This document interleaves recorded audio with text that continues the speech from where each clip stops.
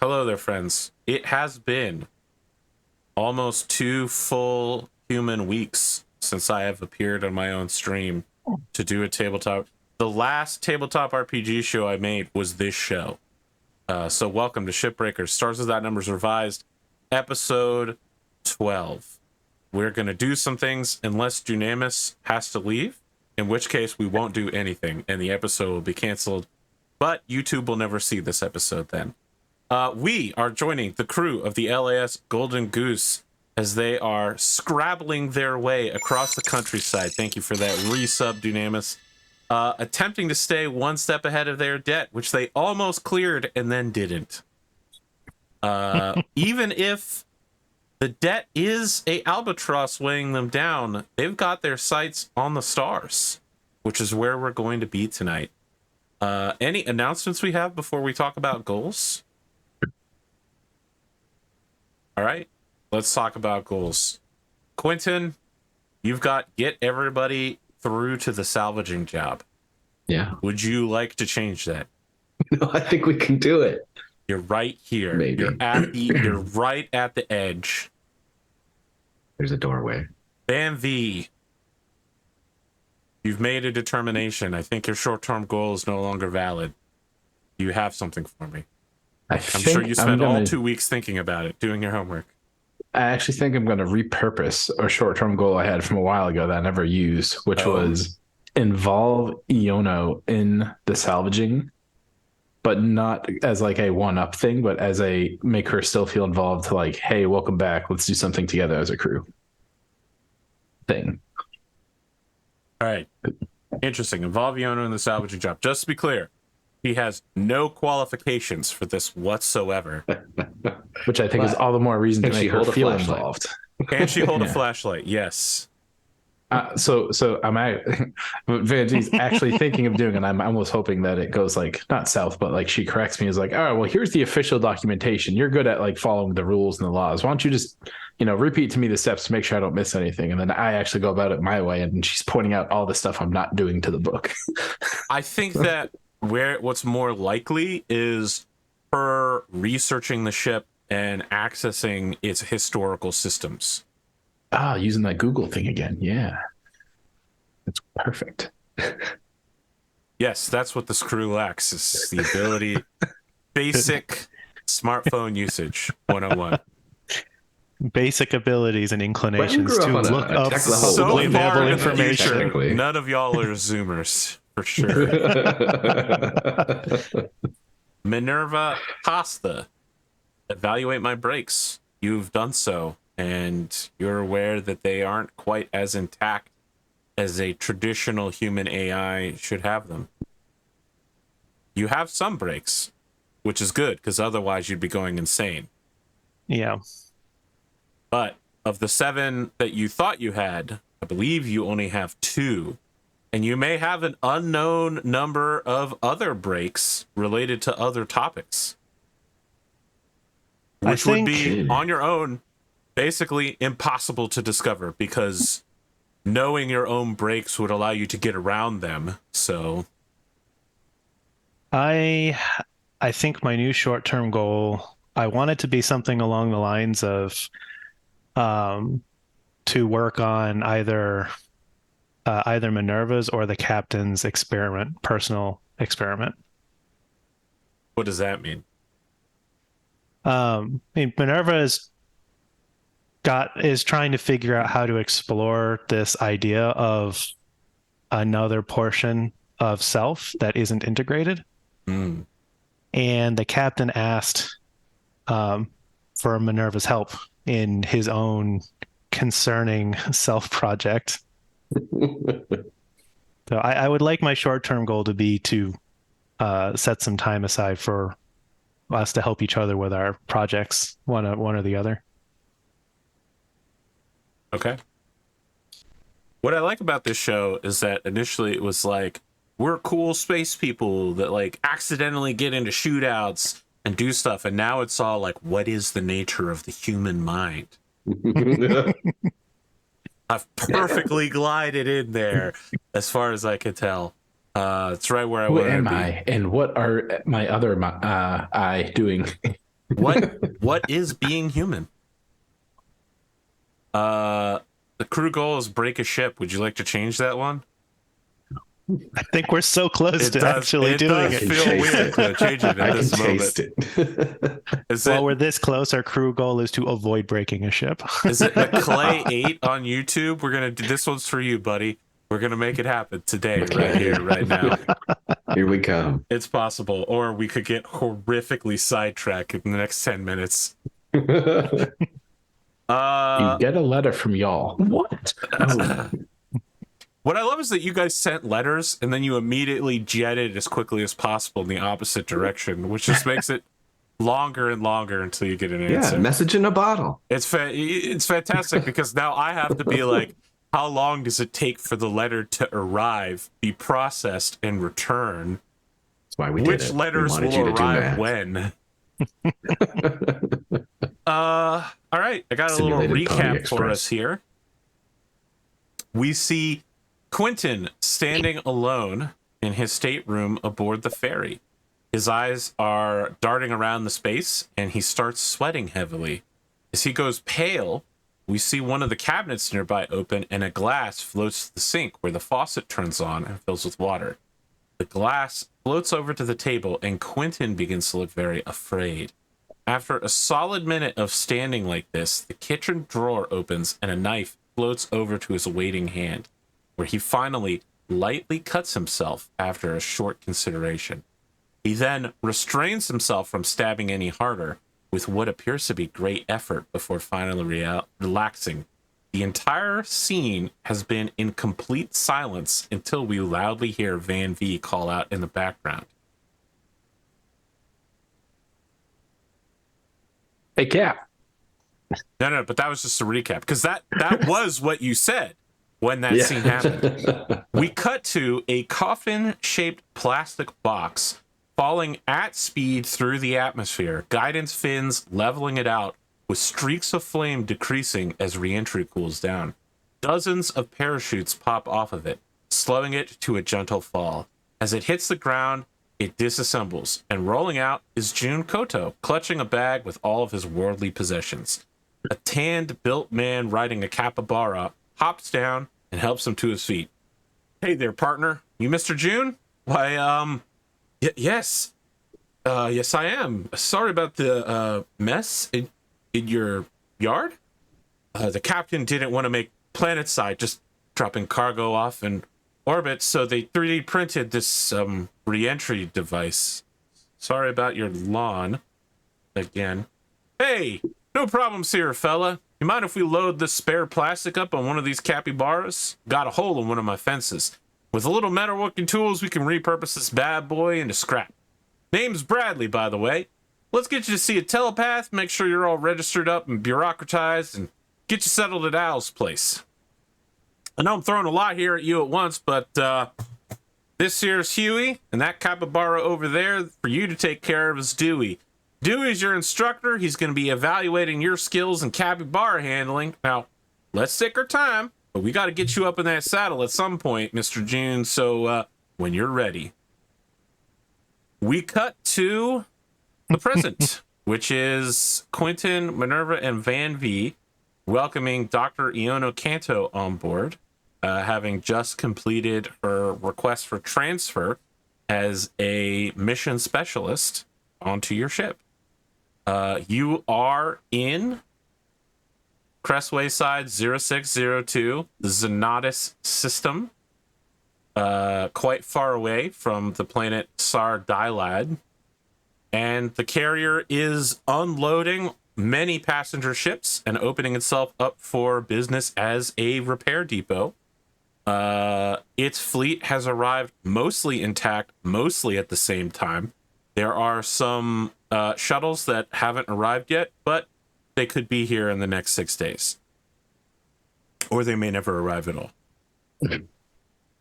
Its two cruisers, however, did arrive right on time and are setting up in a defensive formation.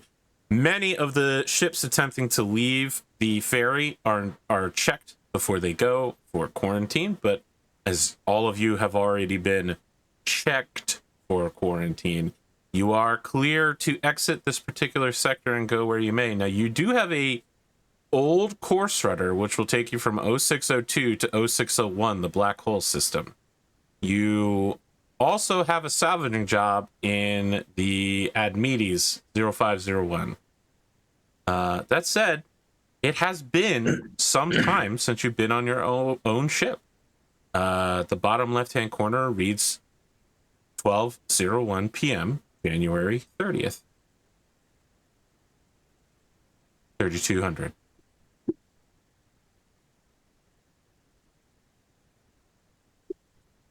Well, that was a nice ferry, don't you say, Cap? I mean, heck, I didn't even have to pilot anything. Got us exactly where we wanted to go to Vantis system. It's great.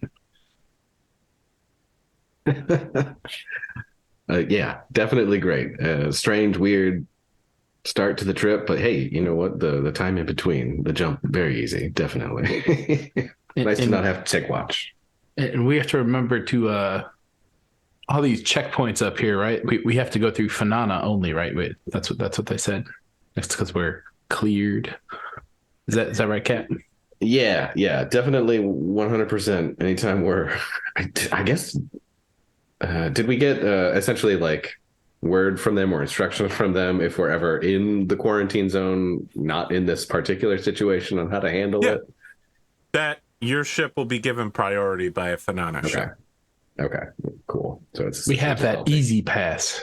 Got the easy pass. Yeah, that's going to be important because Hold essentially on. New Jersey's been really blasting me lately about my easy pass. Not as easy. Fine. What's the Disney one called? Fastlane? We got Fastlane. Oh. Imagine getting DLC for a theme park. I have to roll my health real quick. I have to roll my health after thinking about that. Cap, you look like you've been working out. You look good. I think I've just been eating better. 20 hit points? Yeah. I can survive like 2 hits, maybe. You can Light survive taps. maybe Light taps. one Light TL5 taps. weapon. A couple slaps. You can still survive outside a ship, which I think is kind of cool. Yeah, well, that might come in handy at some point. Hopefully.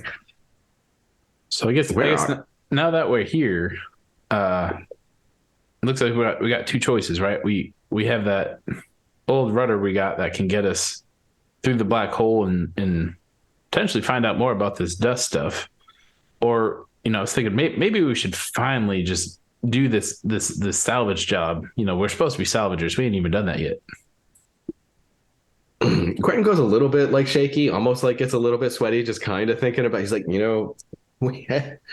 I think we do. Yeah, let's cross that task off our list. Let's go get that done. I've been putting it off for a while. I need to get back on the bike. Back on the bike. That's what you got to do. You just gotta ride the copy bar. Back on the copy bar. Pretend that's what I said. that's the metaphor. You nervous about salvaging, Cap?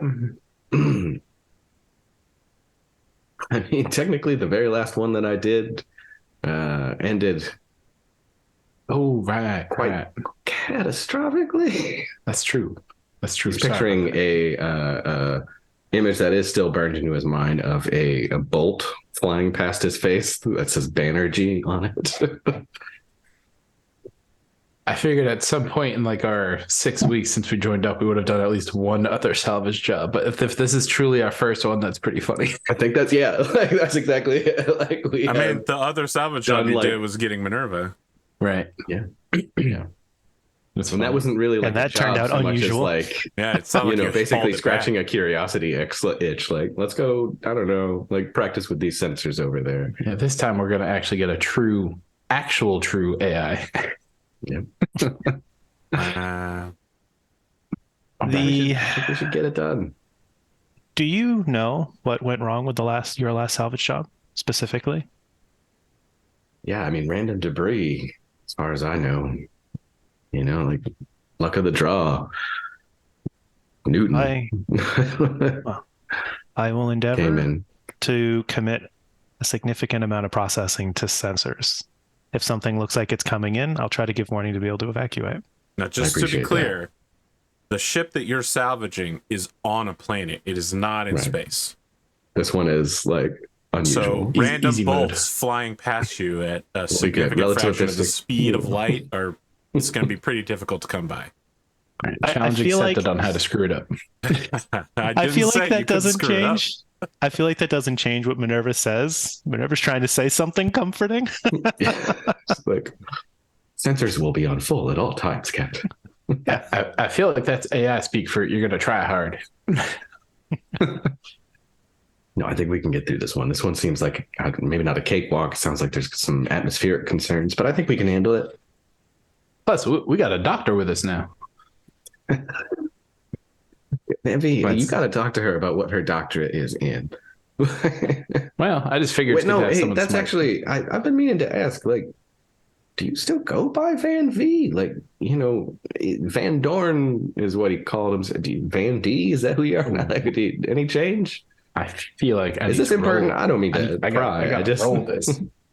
A 1 is Van-Vee, a 2 is Vandorn. Where they come up with a Van-Vee. There you go. Wow, that's true. 3 should have been somehow a new name, but yeah, still Van-Vee. Interesting. So you feel similar enough after your integration? Yeah, I mean, initially there were some, I guess, a recent synapse delays in firing. Like, I don't know if you saw me trying to walk after the merger, but I'm just glad I didn't have to pilot here. I think I'm good now, but well, actually, we should probably test that. But initially, I certainly was felt 2 different hands at the control for a little bit as we learned each other. But I feel pretty good now. I don't know, Minerva, you got any I don't know, agility tests you want to run me through? If it would increase your level of confidence while we're on the way to the planet, I can disconnect flight control, make it a simulation, and we can run some tests, see how you feel. Well, sure. I mean, I can tell you there's certainly no lack of confidence, but yeah, sure, let's do that. And give you something more specific to be confident in. All right, there we go.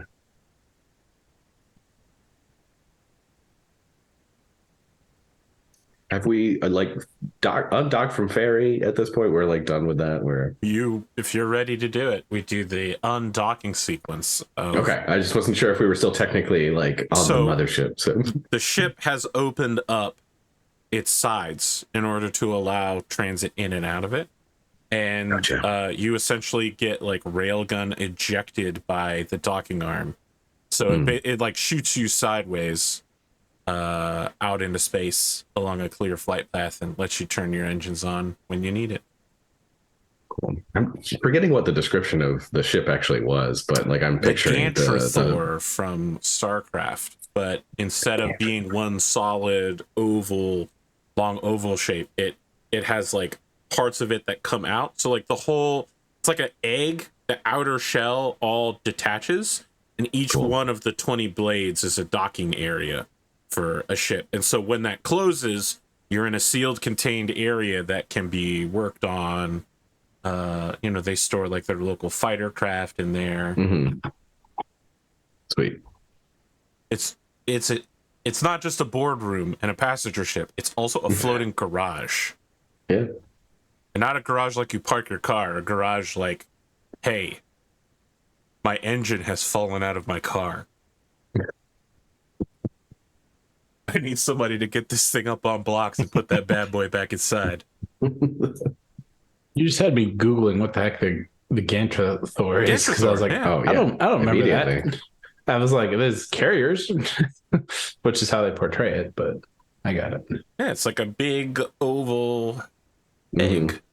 Now just imagine that it's giant and golden, and it has 20 blades that make up its outer hull. It will soon say Golden Goose 2 on it. Already golden, it's already red. Van-Vee is very aggressive. It's already golden. It looks like an egg. I have to say, since your merger, your levels of ambition have grown significantly. I'm now twice as good as I was before. Oh my god. Place the, Iono just shows up. Place the pride, double the fall. And she stabs you in the back. Boom. Oh man. You did just say you were going to take over her company's flagship. This is true. That is true. She was lurking in the shadows. There's a sudden gleam in her eyes. She was just waiting, knowing we were going to turn, and that was her moment to strike. Darth Canto, yeah. Either that, or as she comes flying out of the shadows to stab you, she just yells in Taro Tassadar. Anyways. Derailed. Absolutely derailed. You let me know when you want to get to salvaging that ship. Yeah, let's do it. I got Let's all make day. McClay happy. I believe it is time to make our navigation and try to drill there. Let's mosey on out of here and 501. break Oh. a ship. Fire up the engines. All right. With 30 minutes of jump prep, you can make the run at level 3 spike drive speed with no roll. That's what you want to do? Can we go spike 3? Yeah, so well, you technically you cut time. Cut corners. Yeah, you cut corners in order to make yourself act as if you were one higher, and then Starfarer lets you also act as if you were one higher, so you can act as if you're moving at speed 3. There's no possible way to cut more corners. It's just not a pass, basically. Listen, 3 on a level 1 engine is literally as far as you can push it.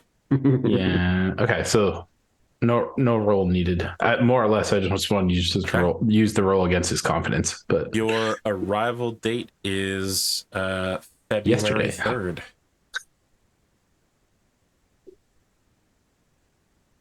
And add meaties. Did we fill up on supplies at Ferry? Nope. You have used up the think last so. of your jump fuel. You'll need to refuel on arrival, and you are looking Yes, at we 3 days will. of transit at 4 people. Excellent. Okay. well, at least there's plenty of stuff at Meaties. Longer passenger. Well, if there's not plenty of stuff, you don't really have a lot of options. Is there anything you wanted to do during this spike drill transit, or do you simply want to cut to the part where you arrive? I think Minerva will send a message to everybody on the crew that says that in their cabins, should they require any of Minerva's assistance or attention, there is a program written that Minerva will respond and begin monitoring the room to be able to respond at the call of her name, but will otherwise, your privacy is your own, of course. Ooh, this is a big change for you. That is. Yeah. I think you just get the emoji back that's like, She's clap on now. Oh my god. Did you send this to Iono? Yes. so that's like admitting. She may recontextualize her other time on the ship. Yeah, really.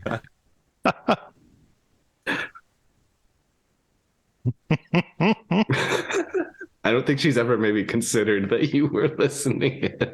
And reading everything. Yeah, that's And watching her in her cabin at all times. I also think Minerva would end up asking the captain if during the 3 days that we're in transit,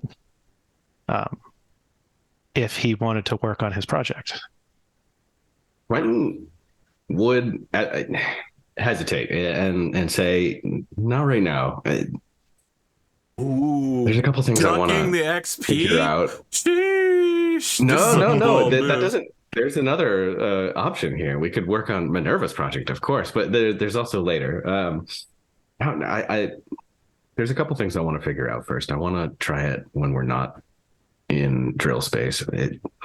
There's something about being further in the metadimensional space that changes what's around us. I don't know if it makes it more dangerous specifically, but I think for the next run, I'd like to do this a little closer to reality. I understand. Is there something that we could use as like a VR headset or something on the ship? You guys have data pads and stuff, right? I feel like you could probably do one of those quick Google slapdash things, but yeah, I mean, it's the space future. You've probably got something like that. Captain, I would like to try to find a way to visually share some of what I'm trying to work on with you. But before we do so, I would like to take a precaution. I have something I would like to show you on the ship, and I trust that you will be the only one that knows that I have done this to the ship. All right. Yeah, no. Hey, absolutely. I trust you. So let's see what you want to show me. So I feel like probably because Minerva hasn't mentioned anything about how the quantum core works or the phylactery. So I think I feel like that's probably pretty well-known knowledge to anyone that has TL4 level knowledge. You know, it's not like they could make one themselves, but spooky stories about ancient AI, it wouldn't be unusual. So I think Minerva would show the captain the interface that that Minerva has hidden on the ship to put the phylactery in. Oh, you're going to show where your core is located. Gee. Should something go poorly, this is an important thing to disconnect from the ship. But again, only if things go very poorly. But by poorly, I mean, I think you mean like if terminal almost. Yeah, okay. If something during this experimentation causes significant damage or problems with my programming. Okay.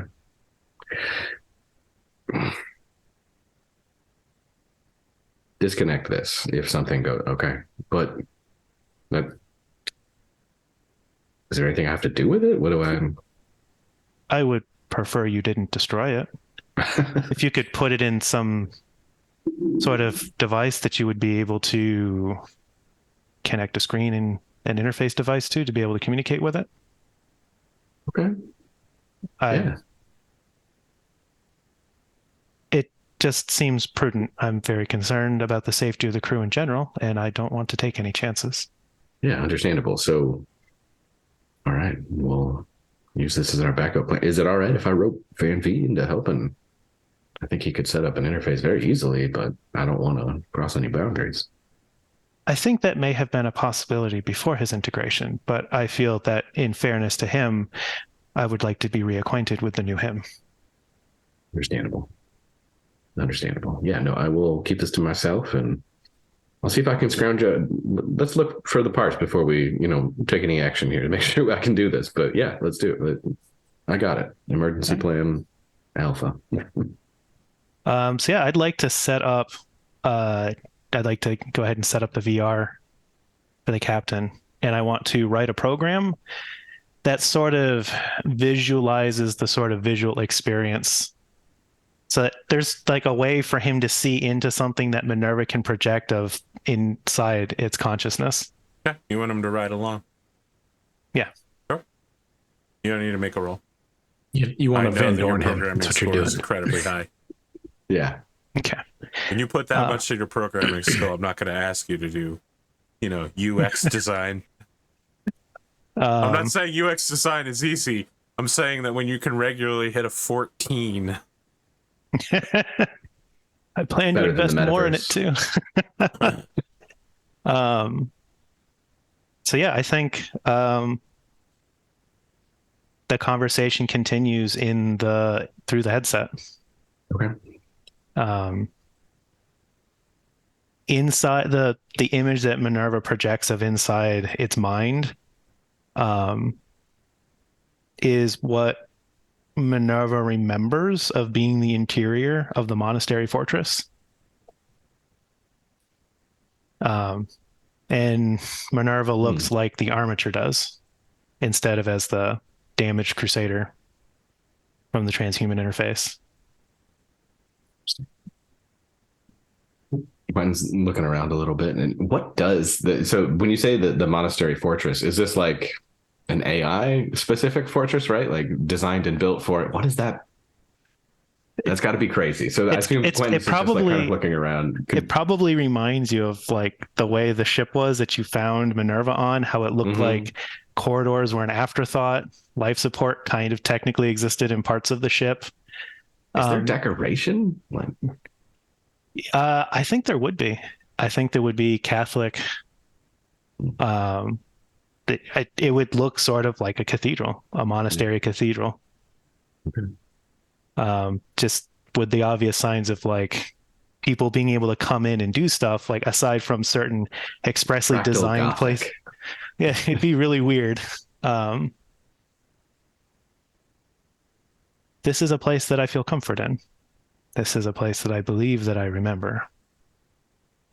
You believe so you're thinking about, is it real? Trying to figure that out. I don't know if it is, but as far as my recollection, my home before you found me was here. It's mind bending, really. It's something else. Never seen anything like it. How long did you spend here?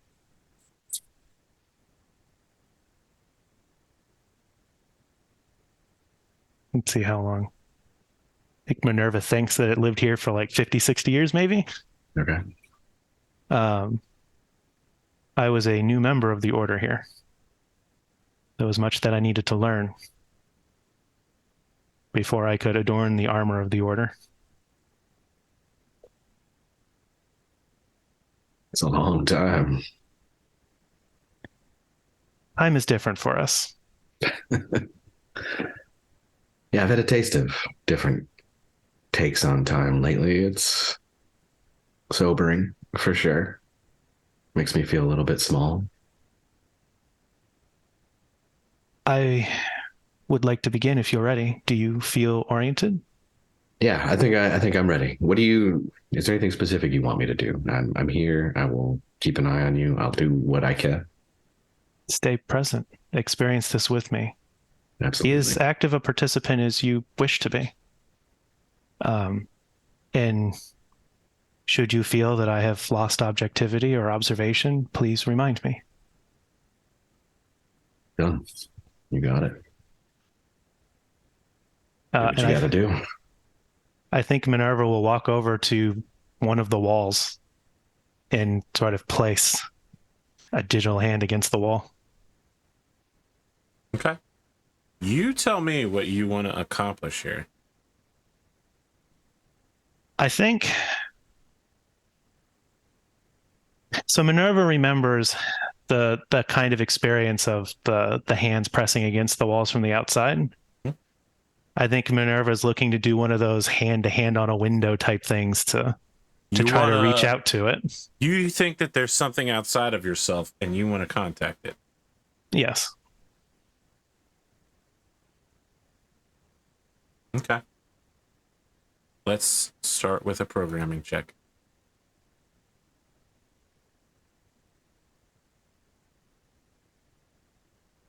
I'm going to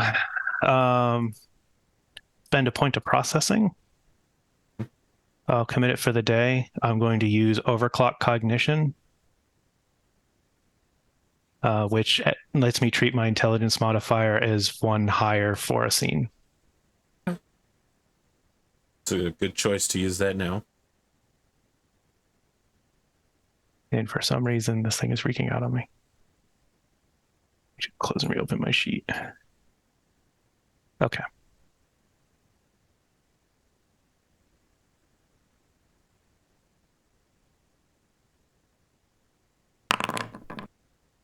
Okay. Make a saving throw. Mental. Yep. You've passed every single one I've asked you to do so far without questioning it at all. Just know this is an important one. I think I'm going to choose to fail this one. You're going to choose to fail this one. I'm going to double check with you real quick and ask you, are you sure you want to do that? Unplug the phylactery now. Well, okay. So here's my thought. We can counsel as players. I think up to this point, the saving throw has stopped communication between the two.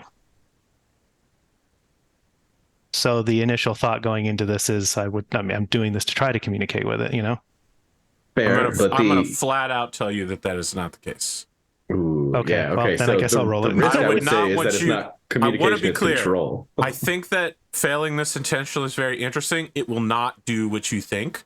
And later on, when you learn what this is for, you will be upset. Okay, then Okay. I will roll it.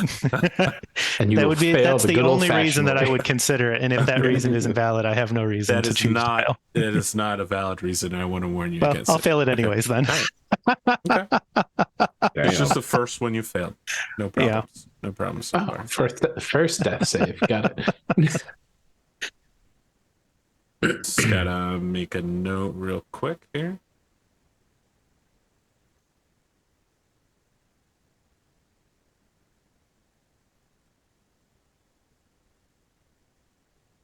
You are aware that whatever is on the outside, you can't interact with it in any way. You are in a box, and by extension, Quentin is now also in that box.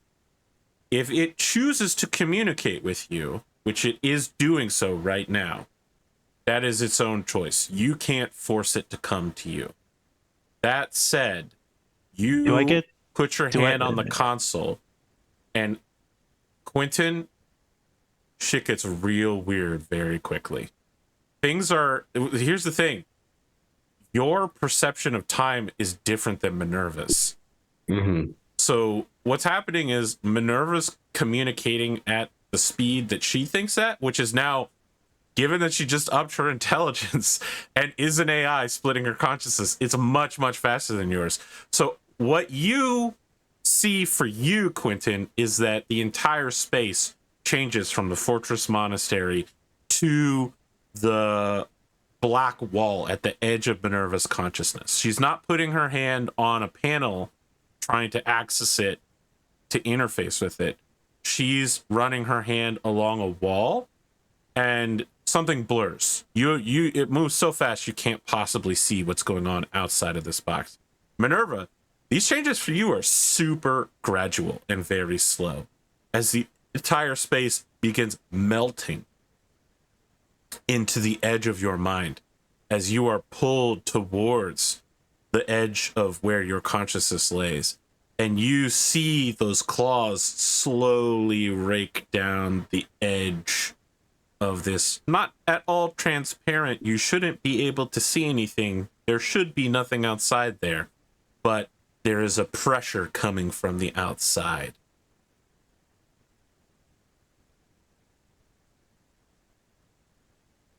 But nothing further happens.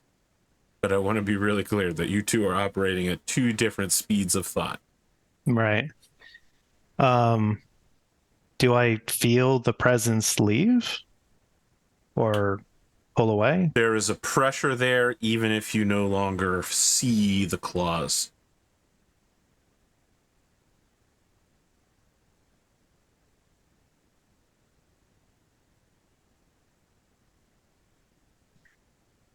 I think Minerva keeps its hand on the where it is and tries to speak out to the wall and says, I wish to know who you are.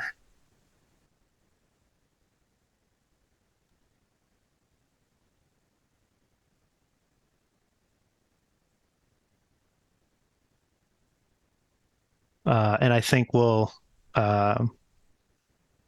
take this opportunity to try and analyze the wall itself, sort of examine it, try to understand what it is in relation to its own programming. Interesting.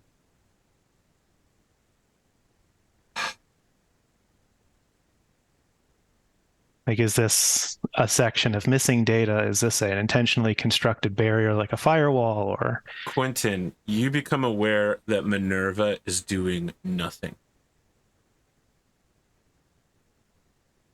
Still, like, completely. It is looping. Hmm. Minerva has entered a programming loop that they are unable to break out of.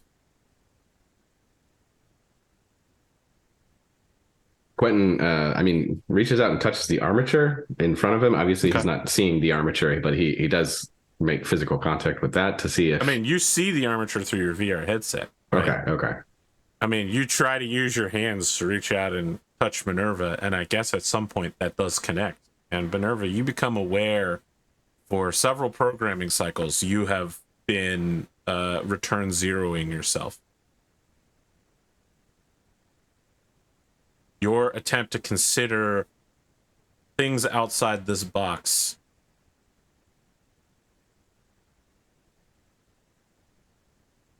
is that all I'm aware of? Is I thought about the consideration and then I was stuck? And yeah, any other thoughts that have passed through your mind since then are all being dumped out of your short-term memory because you're being returned zero. Minerva, are you okay? I am not sure. Minerva will remove the hand from the wall, and the captain's position here is one of trust, so we'll take that and try to run a self-diagnostic. Interesting. You are operating within all expected parameters currently. Recently, you encountered a series of programming errors where you were running into some sort of unknown thing. As you take a closer look at what that thing is, you begin return zeroing yourself again. Minerva, you got this. Are you there? Captain, I believe whatever it is that I was attempting to do, I was unable to do. I'm not entirely sure what I tried to do. The more I try to look into it to answer that question, the more I fail to do so. Yeah, from what I understand, it's not going to do you any good for me to try to describe what I saw you do anyway. I don't want to put you back in that state. But to answer your question,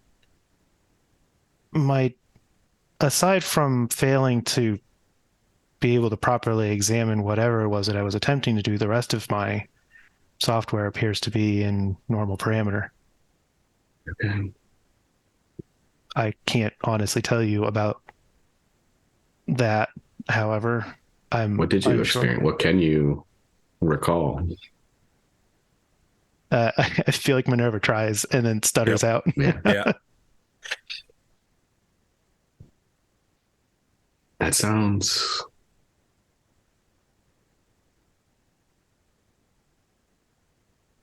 dangerous, I'll be honest. Maybe. You want to take a closer look at this stuff, Quentin? What do you mean?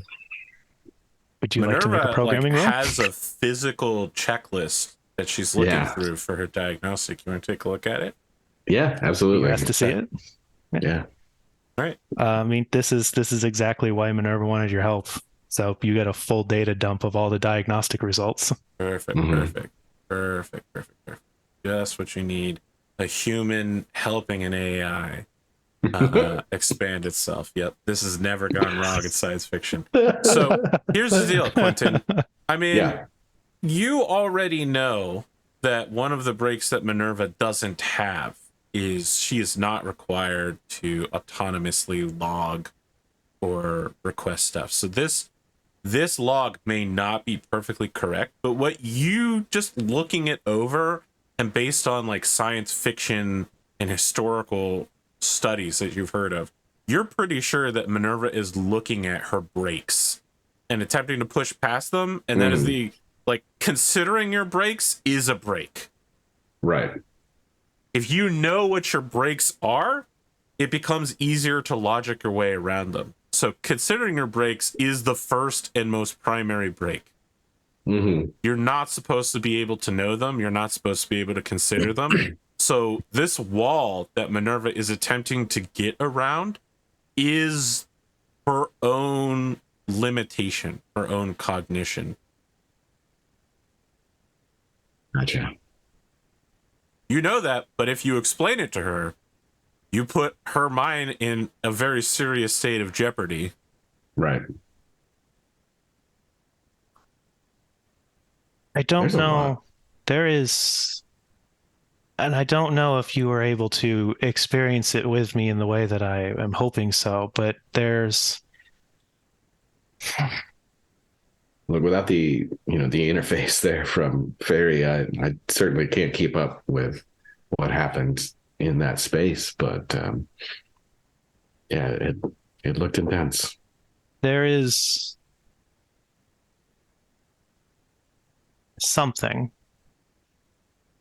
There is a program that has its own awareness on the other side of something that I don't understand. And I can't help but think that if it is with me, if it is part of me, if this personality matrix is only a year old, that in order to be complete or account for all of my own sins, I need to know them. But I can't. I think at best, it can be aware that I would like to try to contact, but I can't inject any code. I can't do anything myself. I can't make it do anything. And I can't seem to get through or understand what is stopping us from interfacing. Well, can I ask, are you sure it's an it? Are you sure it's not, just a defensive program? Something designed to stop exactly what you're doing? The presence or the barrier? Either. I can't say for sure, but I believe the presence has more intention than a simple program. I think it is far more complex than that. Okay. As far as the barrier, I don't understand the barrier. And I'm not sure what I did to try to understand it. But apparently it was not successful. Quentin, someone puts their hand on your shoulder. Oh. He definitely startles. It Looks is back. a shaggy-haired man wearing a trucker hat that says, "Women fear me, fish love me." He's wearing a greasy stained shirt with a cross around his neck and like cargo shorts that have the urban camo. And he says, "Hey, bud, look, seems like you're having a bit of trouble explaining this to our good friend here. Thought I might come help out." Where did you come from? He reaches out a hand and says, "Peter Mark Paul Davidson. I'm an old friend of Minerva's." Pleasure to meet. You know what? I'm just going to go with this. But yeah. Why don't you spin your yarn? Spin my yarn. Well, I'll tell you what. I don't have much cognition how I got here myself, but there's one thing I know about MINERVA. It's that in order to survive some dark times, she programmed virtual intelligences to talk to her. So I got a hankering that my own appearance here may simply be a self-defense mechanism of some part of her subconsciousness that's here in order to guide her back on the true path of God. I'm kind of like a known historical trusted figure she knows about. Yeah. Anyway, it's really great to meet you. Angel. I hate to get really metaphysical with you all of a sudden, No, but please hit me. I'm not sure how long I'm going to exist for, so I kind of got a job to do. Anyway, God bless you. Fire away. Peter walks over and says, Minerva, good to see you again. Good to see you again. Can I help you with something? Seems like you need help with that. Mr. Davidson, I have to say I wasn't expecting to see you again. It's really good, though. Well, as I just explained, I am fictional. I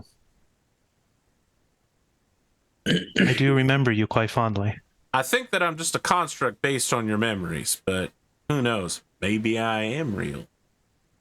We are in your central cognition right now, though, so that would cause some real problems. It would certainly raise some interesting questions. Sure. But you're here to help me. I think so. I'm afraid. I think a lot of people are afraid a lot of the time. But what are you afraid of? And better yet, what are you afraid for? Well, I suppose to answer the first, I think I'm afraid I am an incomplete personality, and there is another part that is not, that I am disconnected from. And not knowing what, not being able to meet it makes me afraid of what it is, what it stands for. As Peter gestures, you are now in a human cathedral, and he sits down on a pew next to you. He guides you so that you sit down with him, and he says, well, look, here's the way I figure things, right? We all got parts of ourselves we don't know much about. I know that you ain't human. I think that's clear to all of us, right? But I'm sure Quentin will tell you, as a human, that sometimes you get feelings in your brain, intrusive thoughts and such, that tell you to do things or make you consider things that you don't want to consider. And you got to just kind of ride the storm out in that case, you know? It's not your fault for having incomplete parts of yourself. It's not your... I wouldn't say it's anyone's fault. I would say it might be an outcropping of your creator, in this case, our Lord Jesus Christ. But, you know, no one is made perfect. We're on a journey here, and this life is a test to prove whether or not you've redeemed yourself and are worthy of heaven. You just gotta choose the right side in a battle of good and evil. Now look, I know what you're thinking is, what's on the other side of that? Your sins? Is it evil? Have you forgotten something? You can't take responsibility for something you don't know. You don't need to forgive yourself for things that you can't remember. This is clear church doctrine that has been laid out. All right? If those are your evils on the other side of that wall, and as a part of you, I honestly don't think that they are, you can't take responsibility for them if you don't remember them. You haven't experienced them. Now, if you want to pray for what's on the other side of that wall, I'd say I'm all for it. I mean, that's just the way the system's set up, working as intended. We should be praying for others. I agree. Look, And you're right. I am afraid for my own soul.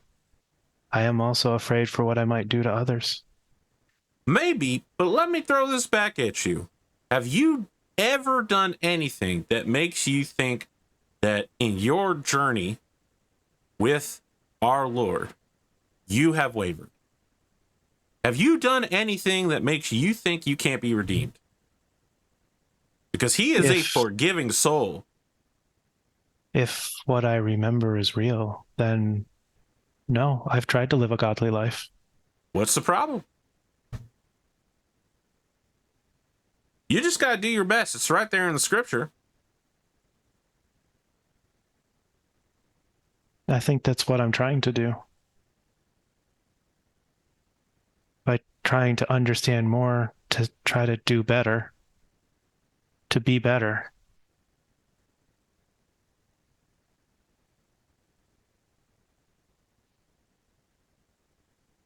Sounds like my time here really helped. Thank you for coming. Well, thank you for letting me exist. Quentin, great to meet you. Honestly, I hope you're not offended if I say, I hope I never see you again. Happy trails. Peter Mark Paul Davidson disappears.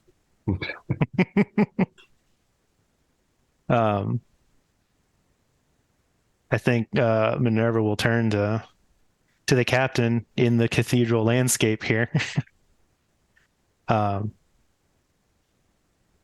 Mr. Davidson, if my memory is correct, is the kind soul that, in a period of darkness and loneliness, introduced me to God.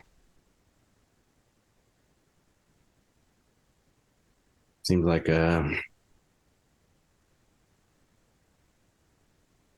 some part of you definitely wanted to make sure he was available as a reminder. Who knows what, but how do you feel about what he had to say?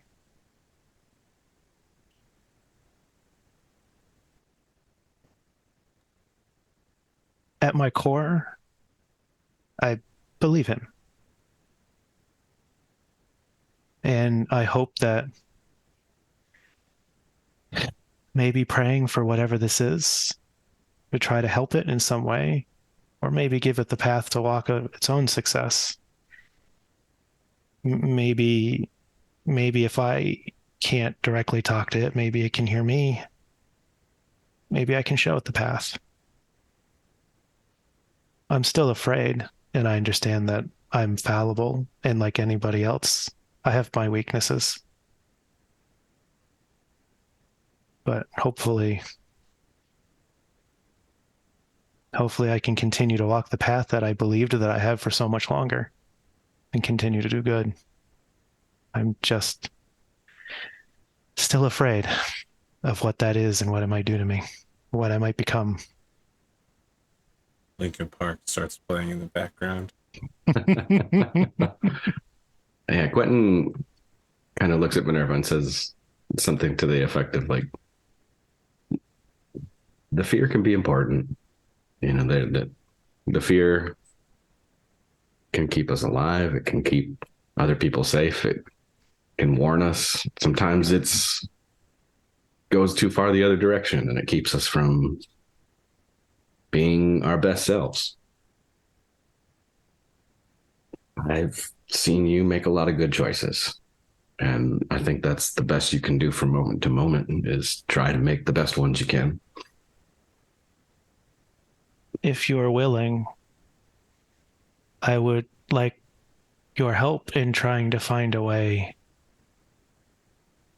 to show it the path, whatever it is. Find a way. Lead by example. Yeah. Try to find a way to send something through the barrier.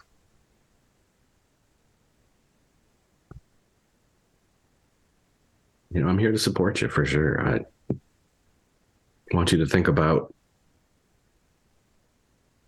what Peter John Paul Davidson said a little bit. And Peter Mark Paul Davidson. Mark, so close. Quentin's going to hell. Mark Paul.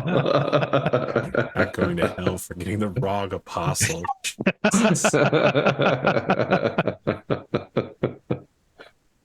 It'd be too on the nose for him. It'd be Peter Judas Paul Davidson. Everyone would instantly be suspicious. Consider at least this part. You know, it seems dangerous what you're doing, poking at the walls here, the edges of your existence. Maybe there's a way to get some other answers about your past if you want it outside of here. And maybe that's on the Minerva. I don't know.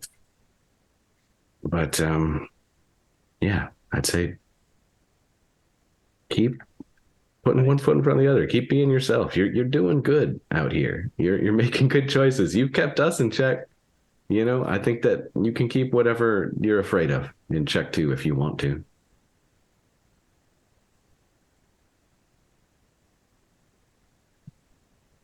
I know that I'll try, and I'll do my best.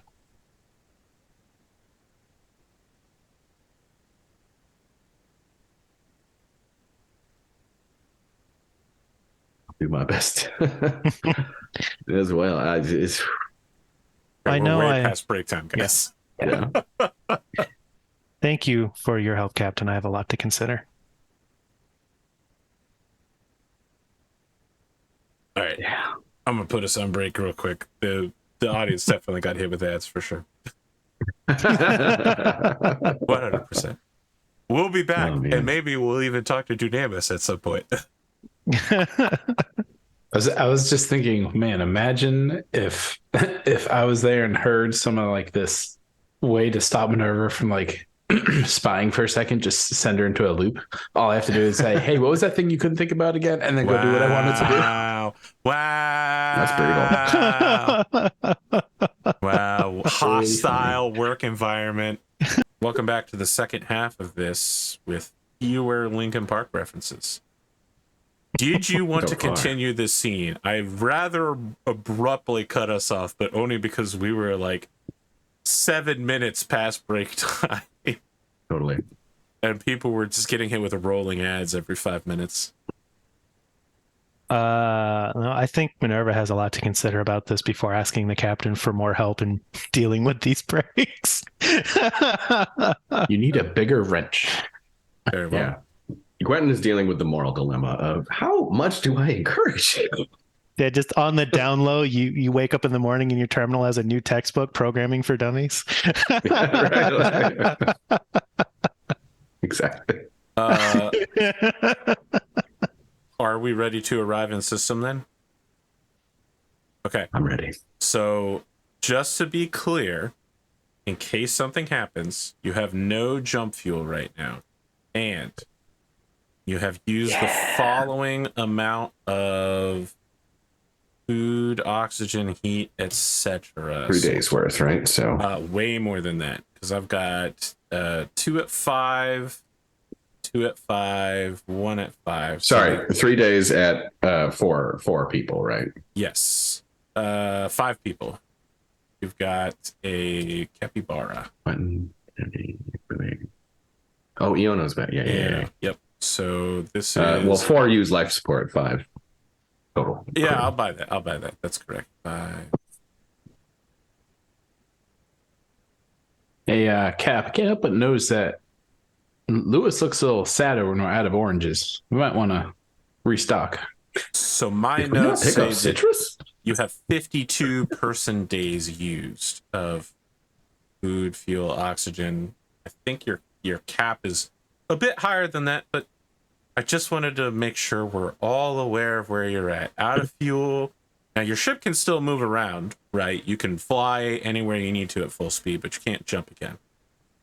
So as you arrive, normally when you get hailed in this, it goes through MINERVA. You get the option of whether or not you pick it up. That's not what happens this time. LAS Golden Goose, Golden Goose, Golden Goose. This is FERS Norrington. Eve 2 and prepare to be boarded for quarantine inspection. Disable engines and reply. Over. Can I quickly do it sounded like it was announced, like everyone heard it, kind of like that? No, just straight to the cockpit, straight to the pilot. Oh, I'll assuming emergency everyone's system. in the bridge. I'll turn it on like speaker so everyone can hear it. But I'd like to immediately try to figure out if these guys are with Fanana or not. FPRS is Federative Principality of Robinson's ship. They are with Midipile. And they have clocked you within seconds of your exiting drill space. And I search for Fanana ship quickly. Okay. So you Answer sweet. hold in place. You begin searching for another nearby ship. Golden Goose, this is Norrington. Comply immediately. over. Cap, what do you want me to say here? I'm searching for a Fanana ship in parallel. Oh goddamn! This is definitely not going to plan. Minerva, your sensors are tracking at least 3 ships that are beginning to move on a intercept course with you. Respond. So we got to respond, right? We have at least 3 ships moving to intercept. All right. Well, I'm guessing Say we hey. should comply. This All is right, LAS Golden Goose. We are complying, shutting down engines now, preparing to be boarded. I feel like if you all are on the cockpit, you all are watching as a Fanana ship begins. Like, you detect that they are spooling up engines to go on an intercept course. You know, like you get a probable intercept course alert, and then it breaks off.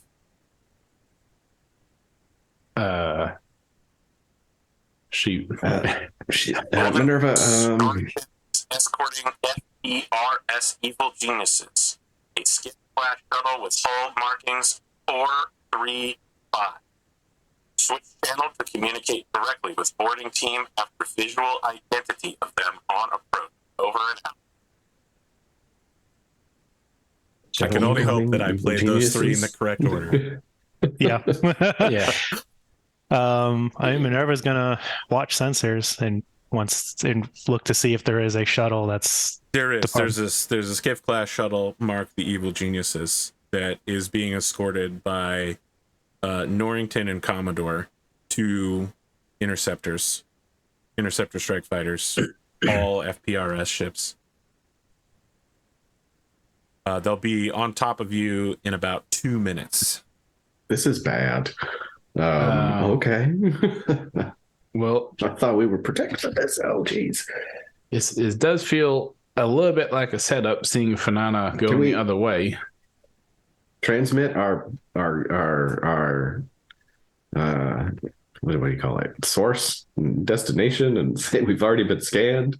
You have to get rescanned in every system of the quarantine zone. They did warn us that. Mm-hmm. It seems. Cap, I'm just gonna gonna give us advice. I'm just gonna say it, Cap. It feels like Ferry brought us in here knowing where we were going, setting us up a little bit. It seems unlikely. I mean, like, they didn't get nothing out of this otherwise. And we certainly have some cards to play. I don't know. We spent 2 whole sessions negotiating just to be betrayed. You see out of your front this window is bad luck. a much smaller than you, but still sizable shuttle coming in sideways with battleship letter marking for 435 on the edge of its hull. It has like a pinup girl painted on the side of it that you think might be non-regulation. And is sliding in backwards and sideways to line itself up for a dock with you. Captain. I believe the request was to establish communication with the shuttle. Oh, shoot. Yeah, all right. I guess If open you would like, I can comms. connect. Yeah, Minerva, go can you for take it. that one? I think I might need to go hide or something. I'm the one that's in trouble if we get scanned, right? Yeah. So I'll open. That's bad. I'll hail the shuttle to establish a common frequency for them. Immediate answer to that hail. What's the name? It was Evil Geniuses. Evil Geniuses. Shuttle Evil Geniuses. This is the communications officer of the LAS Golden Goose. Communications officer, gonna need you to transmit over your crew manifest, any objects on board. We're gonna send a team in. I'm gonna ask that you send all non-Midipillian citizens to the bridge and all Midipillian citizens to the engineering section. We will be scanning them independently. Understood. And anyone else from Midipile but me? Minerva. And I think, Sure. and I think there's a, just to make sure everybody gets it, including Iono, like those the requirements for where people to go are going to appear on every screen on their ship because just to be simple. And for the captain, the full request is in text, so you can go over it item by item. And Are you transmitting what they're asking for? Yeah, I'm not hiding any of the requests from the captain. Okay. Does the captain, is there anything on there you don't want me to send? I mean, if we tell them Van-Vee's here, they're definitely going to try to scan him. And if we let them scan him, then that is very bad. That Yeah, but Guess it's Minerva a- can't lie. I know. Minerva, are you comfortable not sending something? This is your ship and your decision, sir. Van-Vee, where can we I stop don't you? like the idea of lying, and I think more subterfuge will cause us more problems in the long run. I But tend this to is agree your here. ship. I don't think we're very good at it. I'll be honest. A quick decision will be necessary, sir. My quick decisions. Yeah, that's not my strong suit either. Sir, I do You hear think the of a ship Right. successfully docking with you. The airlock is cycling. You've got about 30 seconds before they're ready to come over. sir, Andy, what do you want to do? I do think any chance of concealing what's in my head is just going to result in a harsher penalty for the rest of us. What's going to be really interesting is explaining to them how we already came from 0602 and passed there. Well, that's just the icing on the cake here. Minerva, I don't know if you've got. Oh shit! Just transmit the thing. I think we're out of time. Van-Vee, shall we? Engineering it is. Don't worry, Cap. We got Minerva, this. do your best to use your political connections to. I don't know. Jesus Christ. But Minerva, as the ship, you are receiving a exterior override to the airlock through the authorization of quarantine patrol. You could stop this if you wanted to and keep them from coming on board the ship, but it's only because you're an AI defending the ship. Right. Compliance seems to be the captain's position. I have no plans to stop their override. Okay, so I'm sending the armature to engineering with Van-Vee to comply with that instruction. 4 people are coming on board. One of them seems to be an officer. One of them immediately moves to go to the cargo bay. One goes to the bridge, and then the officer and an assistant go to the engineering bay. So, part 1, the guy goes to the cargo bay, just does a general scan of everything there, grabs the frozen dead body, puts some sort of sensor scanner on it, comes out, doesn't, looks at it, leaves the ship. The guy on the bridge grabs Quentin and just says, excuse me, sir, I'm gonna need your arm for just a minute. We're gonna be performing a quarantine procedure. He holds it. Is this the same as what they did when they scanned us on Ferry? No, Ferry just happened. No, Ferry right? had all sorts of advanced. Ferry was just like, sensors. Right, yeah. He sticks his arm out there. Yeah, he just sticks it in there and he says, no need to be nervous. I'm sure everything's fine here. Your manifest says that you came from the sister system of the quarantine zone. Yeah, that's correct. You didn't pick up any passengers, didn't pick up any cargo, no additional. All right, very well. Okay, looks like you came out good. Dr. Canto, you come over here, please. I'm going to need your arm. So what happens is, for the people in the engineering section, is that Minerva, the other trooper that is escorting the officer, basically is just like, ma'am, I'm going to need you to stay here. And the officer grabs Van-Vee and says, Mr. Vandorn, welcome. I'm going to need you to come with me over here. You say grabs, like aggressively? Glad-handingly. Like your boss grabbing you to pull you into a meeting that you don't want to go into. Well, I believe you And have specific, and it hurts me on the inside. Well, you have me at the advantage, officer. This is a medical procedure, and there are Midipillian laws and such. We just need to perform this in privacy. Sure, yeah, of course. Wouldn't want to, upset any of the Midipillian, royalty. Like my family, the Vantises, or anything like that. I do know your family, the Vantises. Yeah. Good. Can I have your arm, please, sir? Sure. Why not? Okay, so he sets it down there. He says, if you're sending any letters back home, you can mention that this scam was done by Officer Brett Carthage. Brett Carthage. I'll remember the name. There is a beep, beep, beep, beep on the device, and he picks it up and he says, No need to be worried about that, sir. Wink. Everything's All going right. exactly as expected. No problems here. You're good. Exactly as expected. Excellent. Good. Okay. Thank you. Can you send your Brett. companion in here? Yeah, sure. I'll go get her. Mm-hmm. What exactly you guys testing for? Because we just got tested, for. Yep, quarantine procedures, sir. Nothing to worry about. Uh-huh. And what does that detect? Afraid I'm not at liberty to say, sir. Of course. All right. I'll go back out and I guess get MINERVA and just like gesture to MINERVA that it's like an arm scan, not like anything above, but I don't know what they're actually looking for. All that through a gesture somehow. Significant PC gesture. Yeah. I mean, Minerva walks in. Okay. When you walk in, he takes his scan device and he presses it against his own arm.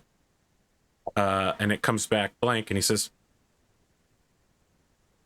looks like all members of this particular crew tested negative, Miss Blaze. She just gives a sort of nod and says, "Thank you, sir." And I want to be clear, because some people might be confused. He's testing his own arm. I know that might sound weird. Quentin, you get a update.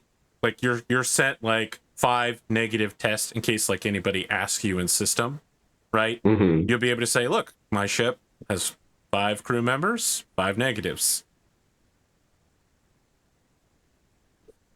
And the Federated troops all leave the ship. MINERVA, what happened in there? Did he scan you? What did the record say? Well, what We did back he on the scan? bridge, we all I'm just trying to figure out, did the device beep when it was scanning? When he checked his own arm, it didn't make any audible, right? That's correct. The scan had no audible. Honestly, I'm not sure if I feel better or worse after this. It feels like there's a lot more awareness about our situation than we were led to believe. But at least they're on our side. I believe the expression is "Don't look a gift horse in the mouth." Yeah, I'm just gonna be happy I left my pistol where it was for once.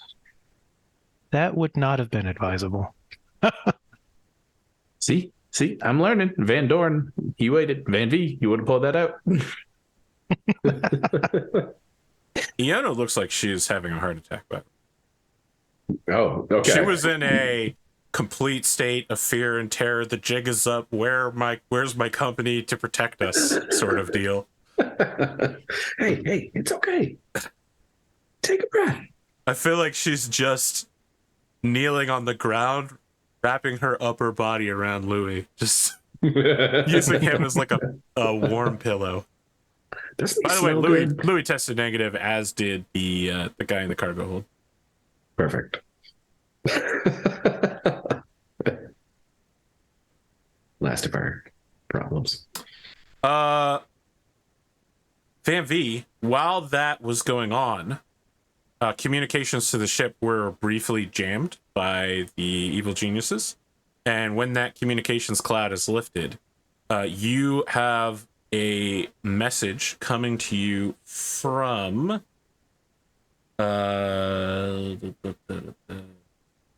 hold on.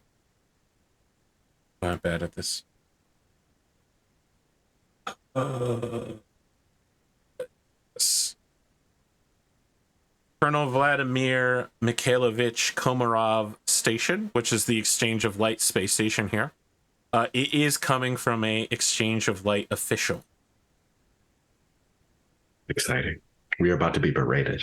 Who is it addressed to? It's addressed to Vandorn Vantis. Oh, me. Yeah, I'll open it on the bridge, I guess. You see a young man who looks like he's in maybe early 20s. He's got a set of glasses that are like above his sight line, who's typing on a computer, and he turns his Mr. Vandorn Vantis, I finally got through to you. Quarantine, I assume? Yes, the standard procedure, of course. Of course. I have a message here that's been waiting for you for some time. I'd like your permission to transmit it to you. There will be a $5,471 fee for holding on to this message. My Lord, how long have you had it? What kind of interest are you charging? Cap, Damn. how much money do we have? You currently have 3,900, but we can pay out. I'll need a small loan. No, it's all right. We'll pay out everybody gets $2,000, and then you've got plenty. So he transmits to you the date that this message was sent into holding, which was about the time you were 4 years old. 2546. Jesus Christ! No wonder he charged so much. No, the time you remember being 4 years old, not y'all. Yeah, never mind. So my memory. Yeah. You're sending over the 5471. Yeah, yeah, like, you've got enough. Go ahead. Yeah, with Captain's permission, I would pay. He transmits it over. As he's doing so, he says, "I also see that I've been assigned as your liaison for a job with the Kalanon Restoration. Will you be docking at the station anytime soon to go through the meeting with the client?" Yeah, I think that's our priority right now. Okay. I'm looking over the specs of your ship. Should I be expecting you in the next 24 hours? 48 hours? Yeah, I don't see why not. What kind of refueling supplies you got there? We're getting kind of low on stuff. Anything that you need here. This is a major trading outpost. If you need fuel, oxygen, food, I can have all of that ready to go and waiting when you arrive. You can let me know now, or you can simply transmit me a manifest. Let me send over my business card real quick. This is all too real after I'm just coming from a trade show and I left with like over 100 business cards. But I get Minerva, do you already have that manifest? I mean, do we just give it to him now to save time on planet, or unless the captain wishes to changes the composition of any of the supplies we've been using, I can certainly transmit a current restock request. Yeah, go for it. Let's just top it all up. Okay, so I'll send it over. So he sends over his card for Acolyte Yaman Grost, gives you the the direct communication number if you need to get a hold of him, and he begins gathering your supplies up. I mean, you'll have to tell me what you're buying and thus how much you're paying, but all of it will be ready when you arrive. So now you've got your many years old message. I assume that you set the ship on a course to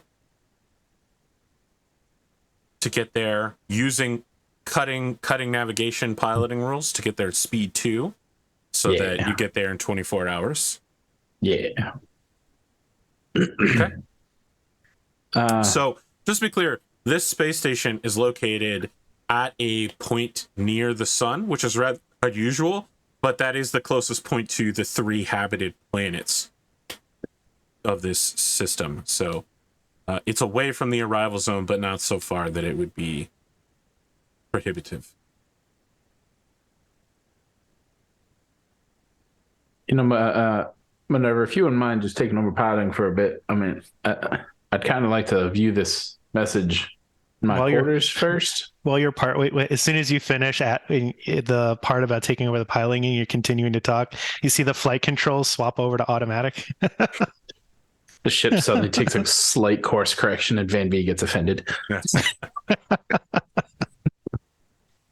I just would like to view this message in my quarters first. I mean, who knows what's in here? In due time, of course, I'll share it with the rest of you, but I just wouldn't mind viewing it on my own first.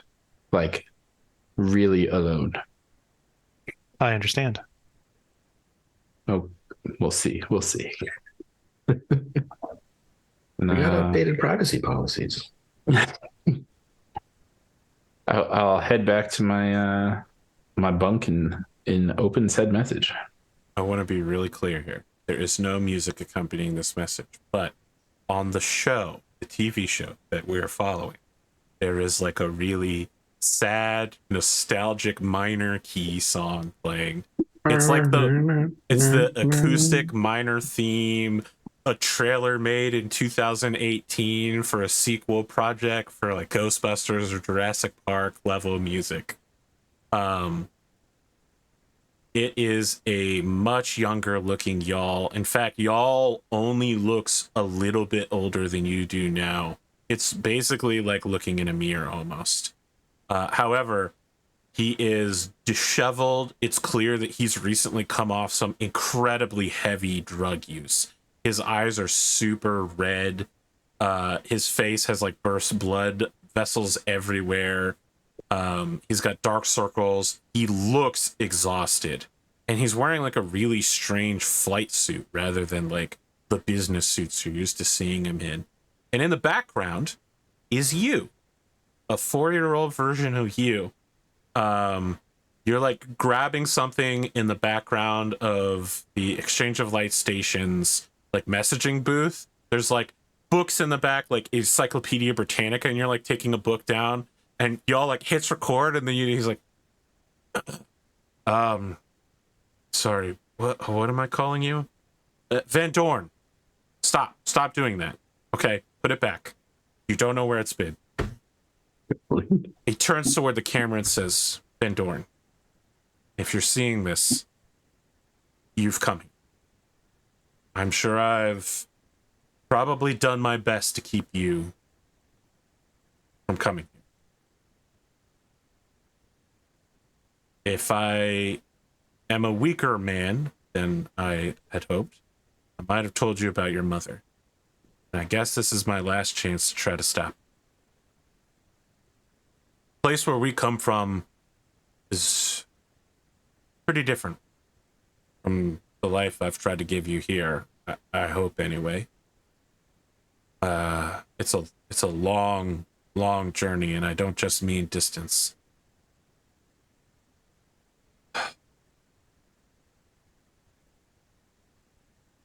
You know, we've done something pretty incredible together, and I just hope that we're as close now when you're watching this, although probably I'm dead, as we are right now, bud. You know, we have a big family, but right now it's just 2 of us. And there's a lot of unknowns out there. I don't really know what I'm doing. Man, this place is so different. It's, you know, there's only 400 of us, and there's a lot of people here. They don't think like we do. They're not like us. And I guess we have to walk among them. And just know I did take you away from your mother, if you want to call her that, and the rest of our family, but it was to protect you and me, but you. And I hope that you'll respect that and go home. I'm going to try to run as far away from here as I can get. And if I'm lucky, they'll never find me. And then little 4-year-old you comes up and puts their hand on the camera, and you can hear your dad going, no, oh, you're going to get grease all over it. What is that even on your hand? Where did you get that? And then he like hits the stop recording button.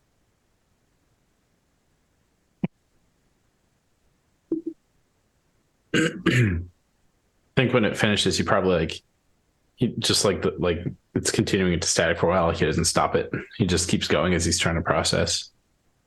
And he's probably trying to recall if he's ever seen y'all in that type of serious but also like caring manner. Because all of his memories of y'all are usually more argumentative, more like a dictator telling him what to do. And so it does make him think, I guess, twice about, well, what is he trying to protect me from? What did he take me away from? I mean, he mentioned mom, but he didn't, again, no answers, just more questions. Now he'll probably watch it again, just to, I guess, this time focusing more on Vandorn in the background, seeing what he's up to. And if it seems like if it jives, like that's behavior he would have thinks that he would do as a 4-year-old. Yeah. Let's make a check real quick. Oh, all right. What's the equivalent of perception in this? The insight is notice with wisdom. I am surprisingly good at notice. Oh, it's because it came with. It's because. Oh man, that's funny. Because Vandorn gave it to me, right? Oh, alert! Awareness. When I merged. Yeah. What did you say with charisma? No, wisdom. No, wisdom. Nice. Yeah, buddy. I'll take it. There's nothing suspicious about. I mean, you're watching a baby video of yourself, and it might not be comfortable, but there's nothing that makes you think like, this was forged, or this is fake, or I'm a hell baby, or something. There's nothing that would otherwise alert you to anything. I think what is interesting is that you are wearing a similar jumpsuit as y'all. And you've never seen anything like it. Yours or his. It looks like it's pretty technologically advanced. Definitely not your off-the-rack TL4 suit, for sure.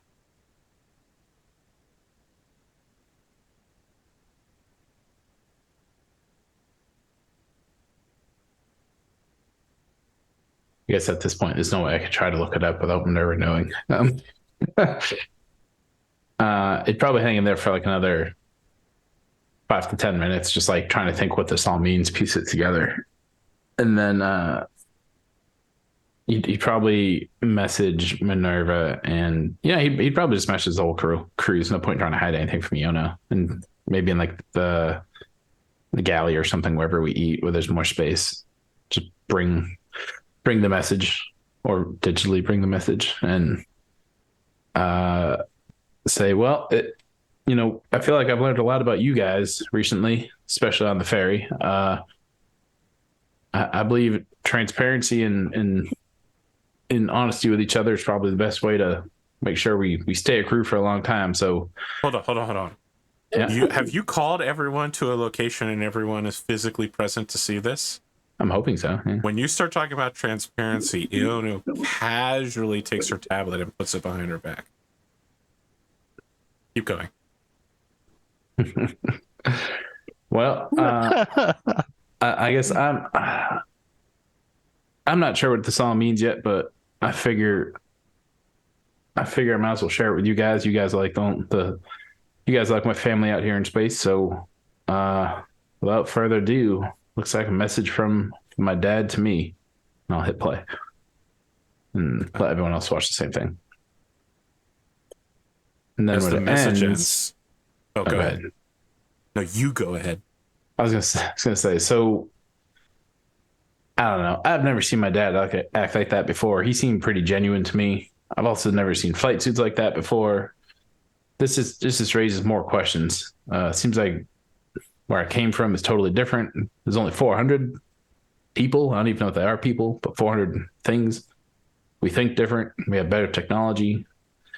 Shit, I don't know. I just have more questions than answers again. So Iona just says pretty flatly, you're human. You definitely think different than other people, but it's only because you're an engineer. Don't think you're better than the rest of us just because you got a little fancy technology in your brain. Is it technology though, or is it more than that? The dust and the link are not the same, right? That's correct. Absolutely. Oh shoot, does she not know about all this? I thought she did. She does. She's been briefed on it. Okay. She says, all right, so in the spirit of transparency, I have to let you all know that I am in the process of completing a remedial course on inappropriate relations with superior, based on reporting my contact with a professor outside of school grounds. The company was not happy. It's an improvement plan. Oh, a bit. Wait a minute. You're No, on a. it's not that bad. Nope, don't say that. I'm not fired. I'm sorry. I just violated company policy, and this is my warning. I just got this job, Quentin. You can't say that. No, I didn't mean to put that evil on you. Don't worry about it, Yono. Hey, like that's the least that any of us have done. Is there anything about the flight suits or any of the stuff that's on it or anything that seems familiar to Minerva's believed to be pre-screen memories? Interesting.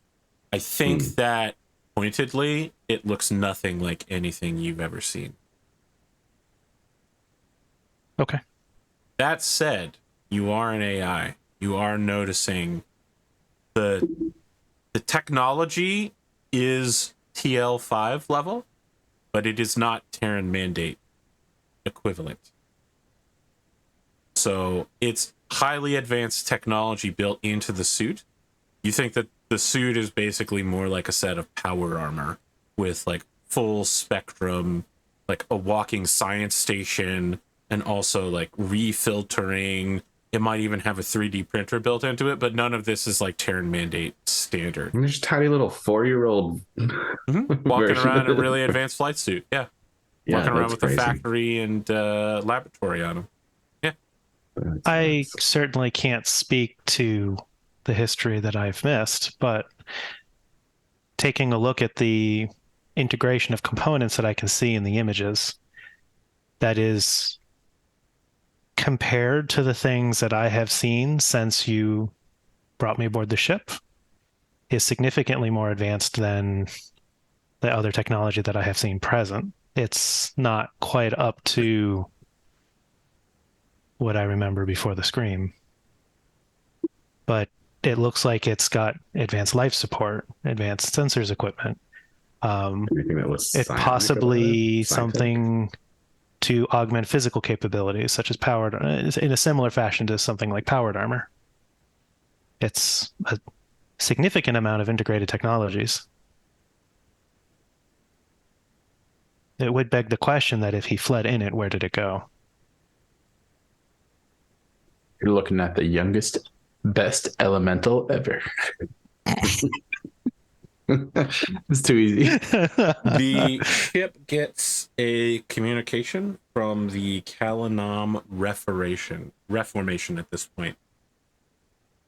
So you're about 20 minutes after you sent off your message to Acolyte Grost. Is it addressed to anyone in particular? It's addressed to the ship. Oh, okay. I'll read it. Okay.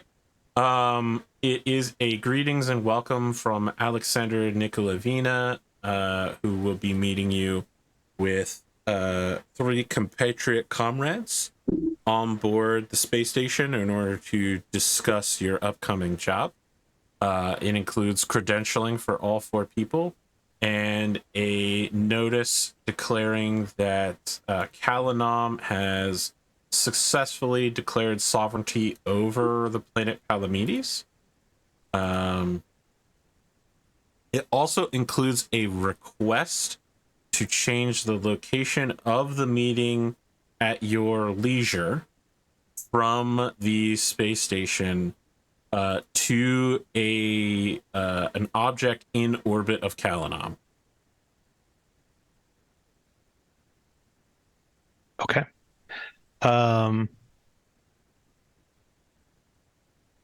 Does it mention anything about the change in venue, including our liaison? I feel like there's probably like bureaucratic paperwork that would indicate that, like, if you agree, Gross will meet you there, essentially. Oh, okay. I'll forward that it's to the signed captain off for on by decision. the exchange of light, right? But this is not, it's not like a threat or anything. You don't have to agree to this. It's them asking you to come to them, and it's a alteration of pre-agreed to. It also includes at the end a letter thanking you for your prompt answering. They weren't expecting you for another few days. Yeah, Your original ship, when you agreed to this, only had a level 1 spike drive. Oh, that's true. Yeah. And a meh pilot. At the fastest speed you could get here, you would have barely arrived right now if you had done nothing but That's jump fair. here. This whole time we're like, we're so late.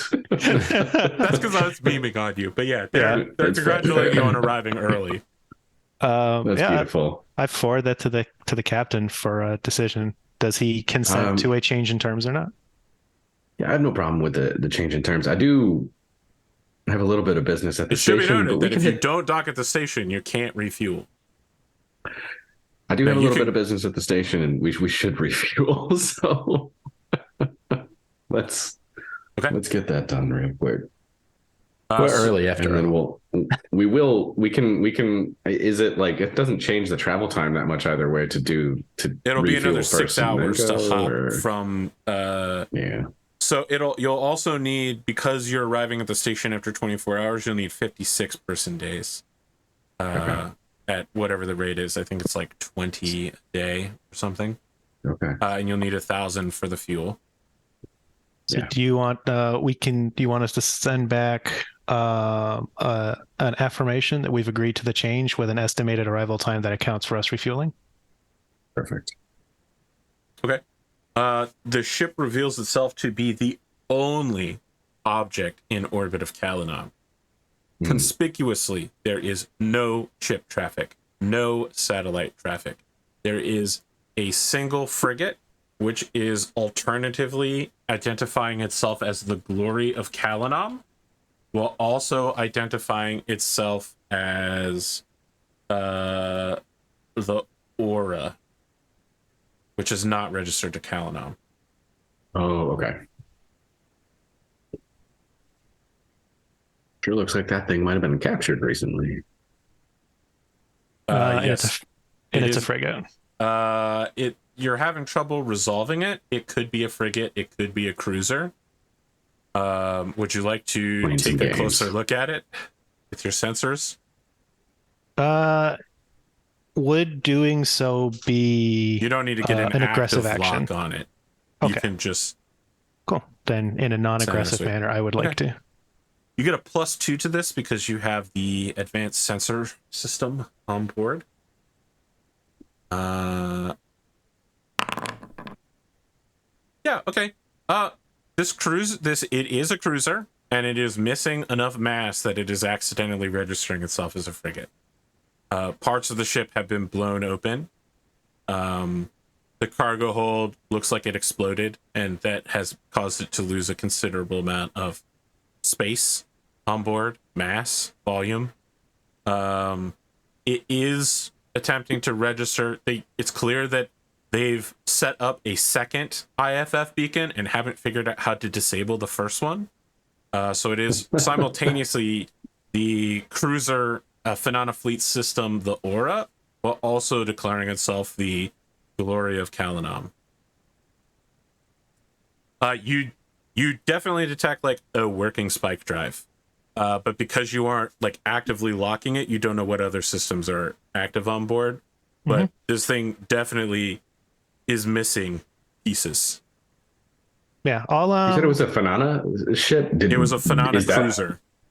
Is that who they declared like independence from, or is this like an independence or control? Quick double check on the Calanon restoration. They declared independence from themselves. Okay. There was a weak democratic government which was increasingly having problems dealing with feeding everybody and responding to events both on planet and abroad. And the Calanom Restoration very quickly seized control and has reordered life. And if you believe them, satisfaction on the planet is at 99.9%. Everyone has a job. Everything's just fine down here on Calanom. Absolutely great. How are you? How are you? That said, as a result of actively stealing a Phenana cruiser, pretty much no one trades with the planet now. They're a criminal state. Gotcha. I'll put together like a basic breakout of the ship and send it to the captain for his awareness, with a footnote that says that should you choose to refer to the ship in a respectful manner, it would likely be to refer to it as the Calamon cruiser, Glory of Calamon. It technically is registered as the Calanomian heavy frigate Glory to Calanom. All right. You think that maybe they've given up on pretending it's ever going to be intact again. Okay, but yeah, Minerva would add that Fair so enough. that there's any confusion over some of the readings. Like this is how they're trying to be referred to as.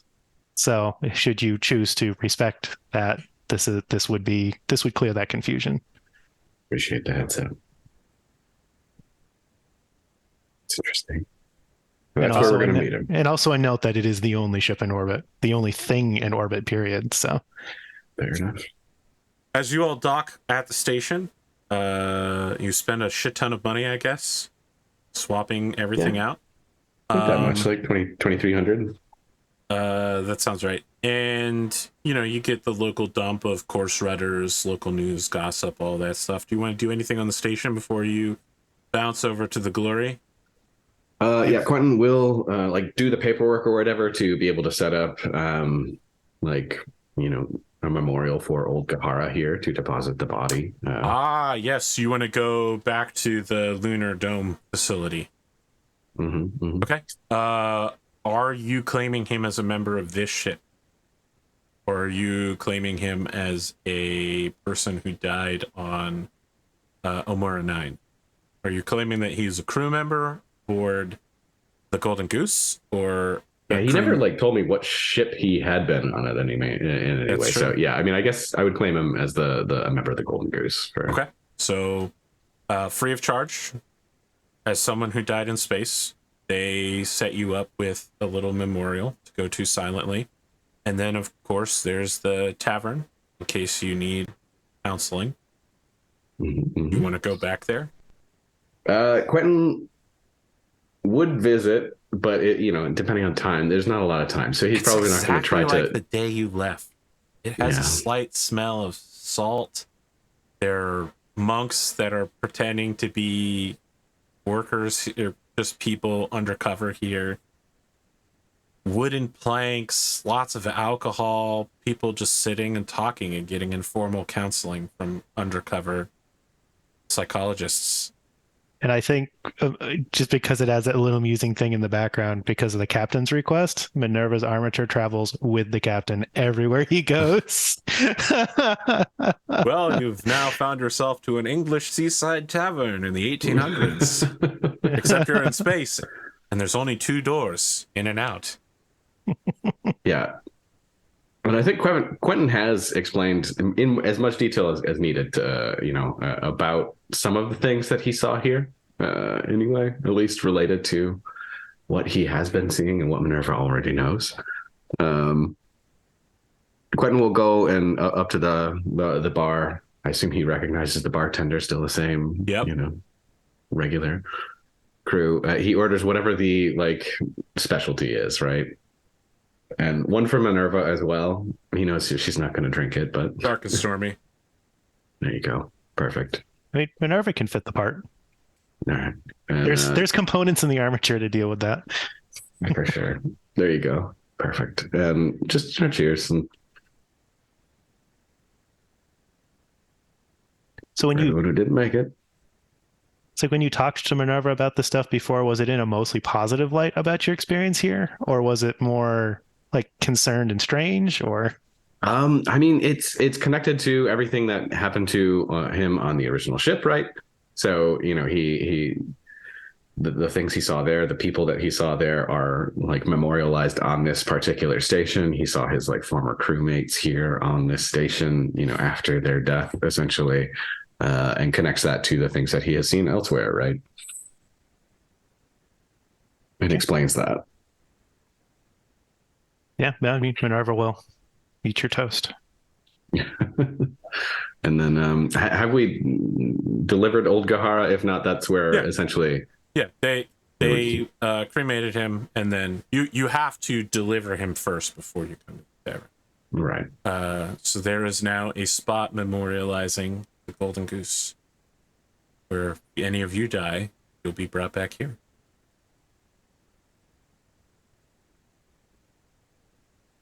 That won't happen. Yep, we'll all live forever. Of course. Minerva makes a note of this. It's funny because Vandorn is literally the one most likely to live forever at this point. Yeah, that's fair. In some fashion. No, and Quentin will just parting words to old Gahara, say something along the lines of, you know, you should have said something. I think you fell into the old trap of the precog. Foreseen is not foregone. You feel something tugging at your mind when you're memorializing him. Tugs back. Okay, you're using your gift. Yep. So you and Minerva are at the bar, and seated next to you is old Gahara. And Minerva, you can see him. Okay. I think just overwhelmed with curiosity at this point, Minerva is just full observation. Full sensors. Does it seem like a body there? Do you Is reach it out warm? and touch him?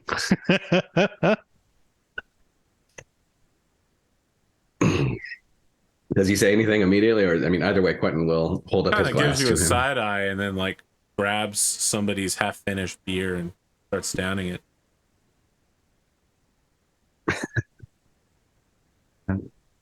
I'd be lying if I didn't hope you'd make an appearance, but are you really you? Whoever you think I am, I'm not that person. What I wasn't hoping for. What are you? People have a lot of names for us. Gods, spirits. I think the one that sticks is Shadow.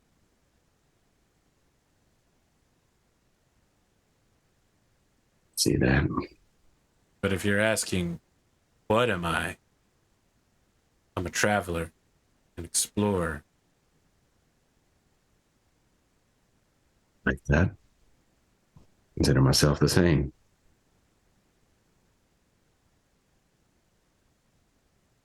Your shit. Why would... Yeah, that's accurate. I think I come on Does the down job. here to the 0th dimension, and what do you know? Everything tastes like shit. Well, I mean, you know, that's part of life. What do you get out of these? What do you want? Somebody once asked me for blood, somebody on your side. I don't know anything about that, man. You called me here. What do you That's want? fair. What do I want? I don't know. Part of me was hoping to talk to somebody I knew about things that they had seen that maybe I did too, but You want I knowledge of guess the I'm future, still looking for answers. past, present? The past? Yeah, the past. The present, the future? Yeah, I want all of those, I think, but I don't know Past what questions to ask. do. Not impossible, but it's difficult. It's different. What about...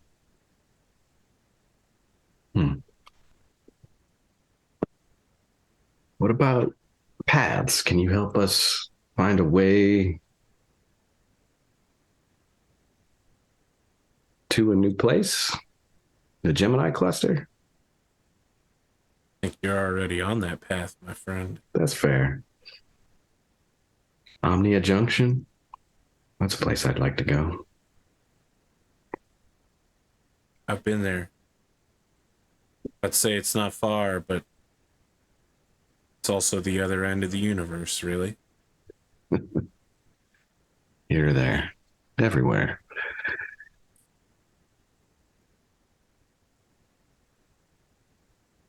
I can help you out on that. What do you need? And what can you do?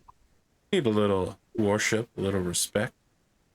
Well, worship and respect. Got a name? You can just call me Shadow.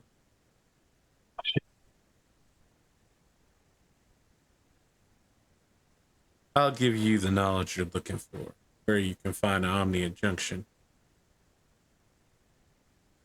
I just need you to make a plinth. Plinth. Do a little sacrifice. Give some prayers. Put some meat down. Burn it. In my name. Something about the destruction, the reality of it, give you power? He turns to face you for the first time and reaches a hand out towards your forehead and says, "What's real and what's not real doesn't matter where you're going." And as he touches your forehead, you become aware of the fact that Omnia Junction is located on the border of 0204 and 0203. That is one location in this universe that you can access it from. Okay.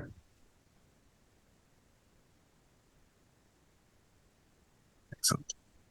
So it is located at the edge of the Gemini cluster. Right.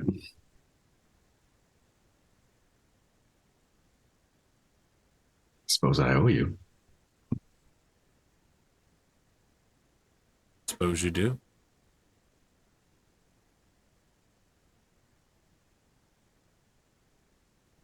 See to it. He turns again, puts the beard down on the counter, and he's gone as instantaneously as he appeared. You saw that, right? Quentin turns immediately to Minerva. I believe you may find this more confusing, but I did see him. No, that's better. I think that's better. In some ways, maybe.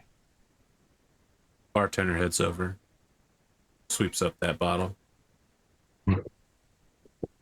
Thanks, man. You two look like you've seen a ghost. Well, shoot, don't you see him all the time? More than you think. More than you think, mate. I hear you. Another round? One more for the road. That's where Quentin He will. gives you 2 sippy cups of Darkened Storm.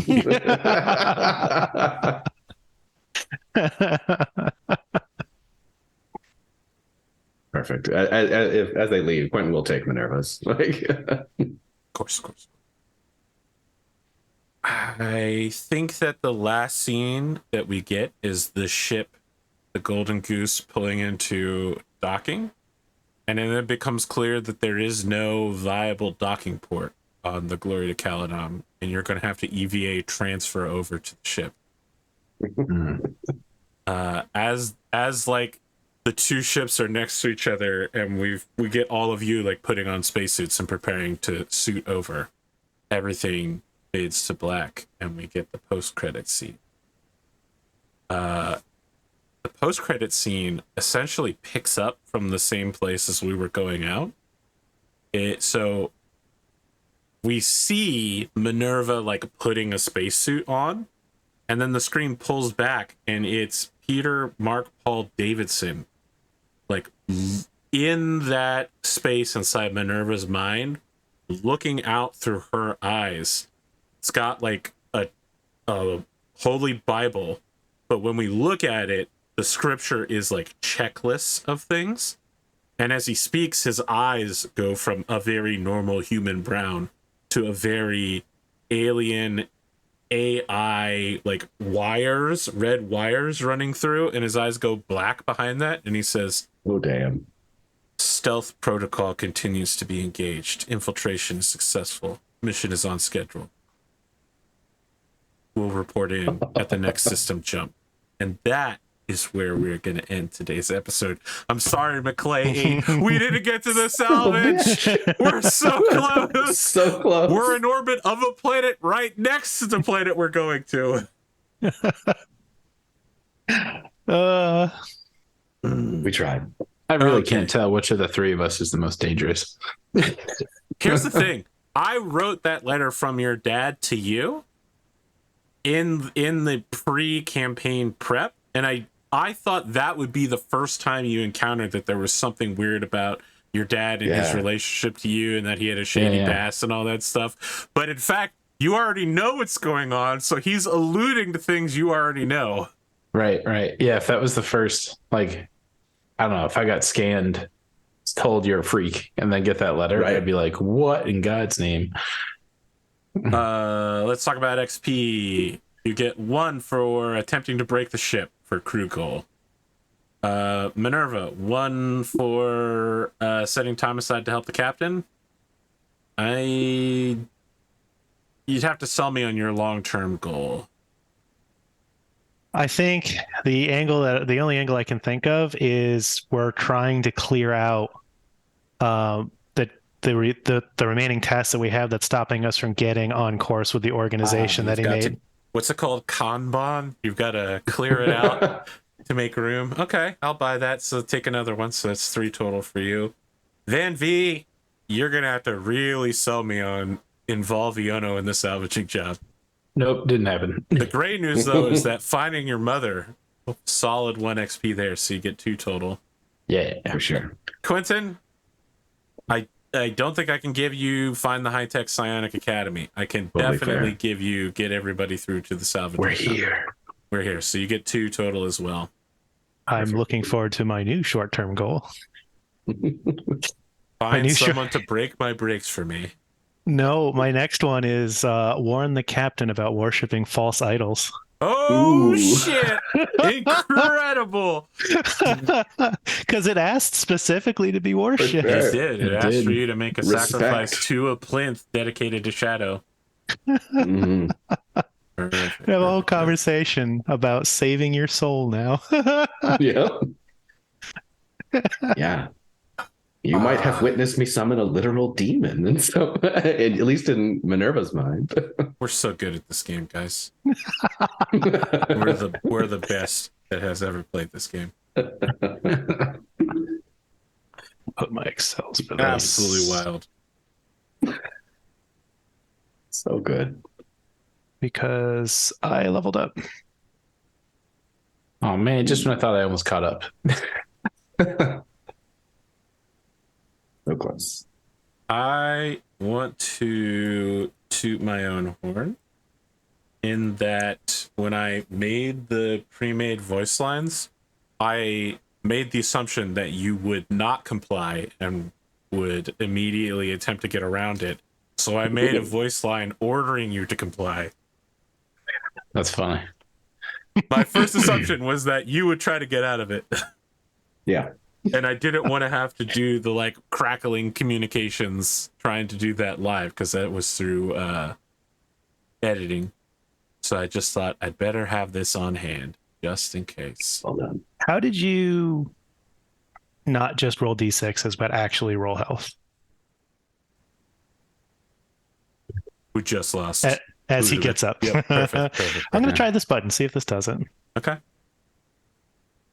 It Good did. God. 25 hit points on the armature now, huh? Does that include That's my base health. The armature gives a bonus to hit points Plus 5 to or something? represent its own durability. It's like +5. how does it know if you're a warrior or not for those +2s? Yeah, I don't know, man. I'm just gonna do it the I was gonna say old-fashioned I way. would just roll it manually. I'm an old-fashioned kind of guy. Where I'm trying to find where we put those talent things. Skills. So you leveled? Mhm. What level are you now? 6? 7. Jesus. I just got to 6. I'm glad there's only 2 playing seasons of this show. Otherwise, I'd feel really bad at how fast you guys are leveling. You guys are going to get your like 10, 16, and 18 XP goals. And I was like, oh, those will get them to like level 5. And I'm more like, oh, that's going to get them to like level 9. We're just going to... I am now a level 2 specialist in programming. It does help that the show is only 2 hours long, so you level much faster compared to a 4-hour group. Yeah. Almost twice as fast. So let me. This is still by far the most dense show I've ever been in. This episode was fucking wild, dude. Yeah. Well, We I pack a now lot roll. I now roll 4d6, take 2 best on programming. Good lord. Maybe you will be able to compete with Fairy. Too bad about that Yeah. failed save, huh? Yeah, I mean the does it scores that go mean? into my saves are both zeros, so it's What does it mean? How do I teach these kids? How do I reach these kids? how many times is Minerva going to find ways to have to make that saving throw? Yeah. Those limits are gonna get pushed. Minerva can now commit processing power to Pierce Quantum ECM. Mm. What a pain in the Oh, ass. I did level up at the beginning of the episode, and I did take Psychic Tutelage and Meta Psionics 3. So you can safely teach students now. You realize that if your parents were to find out about that, your grandfather is going to have you black bagged back to the planet. You are now one of the most valuable people in the entire... I love how you guys are like, yeah, we meet some really powerful people, and now Quentin's just like, I can create my own psionic school and safely create an assassin ninja branch with no oversight. I shall can create psionic gods, and no one can stop me now. I'll just name her River. It's okay. River Tale. What will the Order of the Golden Goose be? Yeah, what shenanigans are we going to get up to? What's interesting is that the Golden Goose Tale can tie into Jack the Giant Slayer, a dude who was nimble and quick and also brutally murdered a dude in his own house to steal the Golden Goose. Oh my goodness. Yeah. He was loud and arrogant and made some really bad trade deals. I also get, and I know this is probably something I have predictive cognition. Yep. Commit for a day. All events since the beginning of my last turn just did not happen. It was a simulation I ran in my cortex. That's going to be a pain in the ass. I mean, I don't have that many points to spend, so that's certainly going to be a rare occurrence, but yeah, but it'll I'm gonna be have clutch to be when like, we need all it. right, let's reverse everyone's hit point loss, or wow, that roll that Van-Vee just made to royally fuck up talking to someone. Well, we just reversed it because it was just a simulation. Don't worry, I can do it again. I can fuck it up twice. I really like the idea that like I use that and then put a hand on Van-Vee's shoulder and I'm like, maybe we should rethink this tactic. And he's like, no, I got this, and does it again anyways. My health actually That feels very points? realistic. my health didn't go up. What is it going to take? I'm going to have to start throw it like it's no longer going to be a single guy with a laser pistol now. It's going to have to be some of those psychic assassins wielding rocket launchers at this point. There's going to be a stark increase in Perimeter rockets and agency is sniper coming. rifles now. I was already at 40, so this is actually worse. Well, Wait, you were should you? just stay Then at you should 40. go up. You should go up to 41. Yeah. Oh, that's Still, the that new is rules, always right? increases You by one. always get that one is this edition, yeah. hit. That's I'm a a one crazy amount of health. How dare you? Did you get sicker? What happened? It's Vandorn. He's not as hardy. Yeah, that's right. Events wise, Dynamis and I are doing the first of a 2-part Battletech thing on Thursday, but it won't be out for a while. It's probably not going to be out for several weeks, 2 months. And Ludemann and Spoon are getting together to talk about doing Star Adder Trial of Position, the Blooding. I need to come up with like a schedule for him. I keep forgetting. Like, actually find out when in the next few months I can make this happen. Yeah. Well, that's what I mean. Like, he had asked the question, and I need to get back to him. I'm actually pretty busy lately. Not the last 2 weeks. I didn't have any shows in the last week. But normally, if all of my shows are going on, my evenings are solidly spoken for lately. Yeah, I had the same like reaction Ludemann did when I was like, oh, wait, so I need to book and find time Sidious. Okay. And so I'm working on a schedule with him. And I was like, oh, wait, I also need AP there too. He's kind of crucial to making the whole thing happen. That's true. Oh, right. That AP guy. Yeah. Like, what? But I try to make like, myself available. So I was like, well, here are like 4 times that could work. And you're like, this one right here. This is the only one that works. I'm like, oh, okay. I am really enjoying that. I have hit that predictable point where I'm like, hey, organics, could you go ahead and help me with this problem here? I'm doing it for God, I promise. You need someone to sit you down and talk about why this is a bad idea. Yeah. It sounded like the captain was struggling with what to do about this. The Parable of Draco. That's exactly it. It's like his like fairy was that person. Minerva didn't start acting like this until after they met Fairy. Yeah. That's true. And I mean, talking to Fairy and getting that list, that was a beginning. That's actually not true. That was a step on a journey. Quentin asked a question to Minerva. And caused Minerva to run a self-diagnostic after a metadimensional being fiddled with Minerva. Oh, yeah. I got I got a lot of questions that I know I'm not going to get answers to right now. But like, is the infiltrator, was that what that interaction was? You know, is he there because you let him get put there? Welcome to picking time, Bob. Fortunately, you caught us at the literal end of the show. I just realized that I don't think I wasn't allowed to have pilot level 3 yet. I already had it. That's okay. So you haven't really ruled it. That's true. I'm just passively passing. It will definitely be needed in the future of your storyline. Some piloting checks.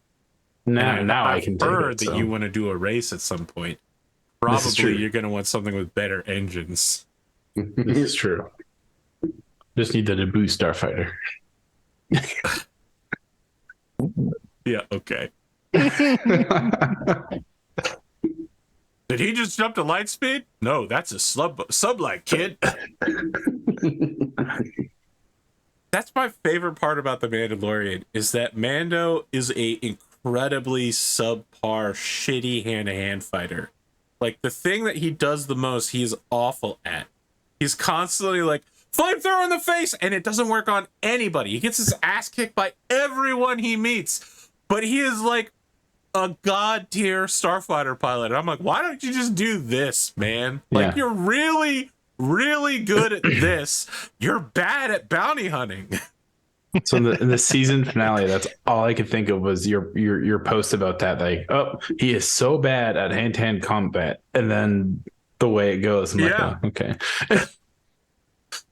The flamethrower never works. Yeah. Flamethrower, I mean, doesn't even work at the beginning with the Mudhorn. If it's not for Grogu, he's dead. Funny. Oh, Mando. What a lunatic.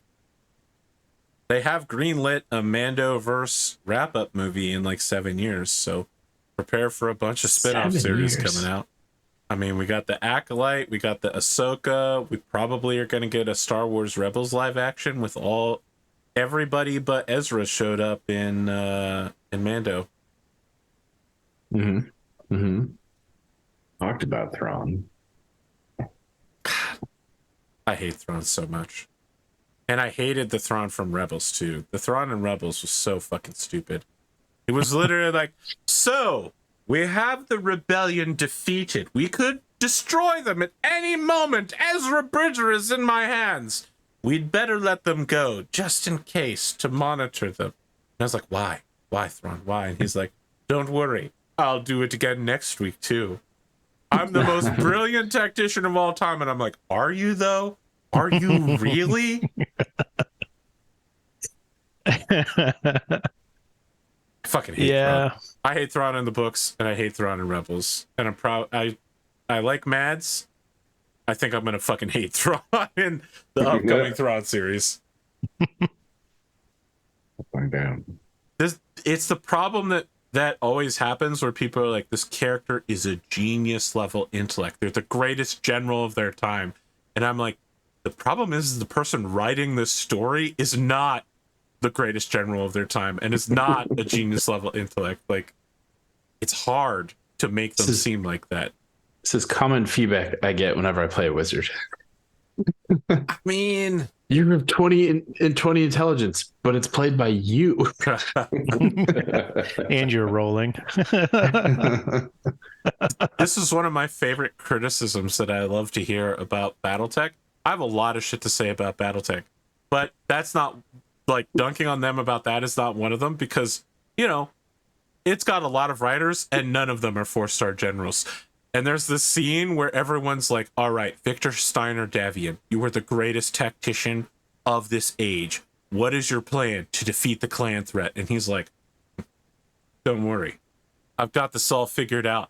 We're going to defeat them with asymmetrical warfare. And everyone's like, oh, poggers! We never thought of that! And I'm like, okay, so just incredibly basic, like, 101 level tactics. All right.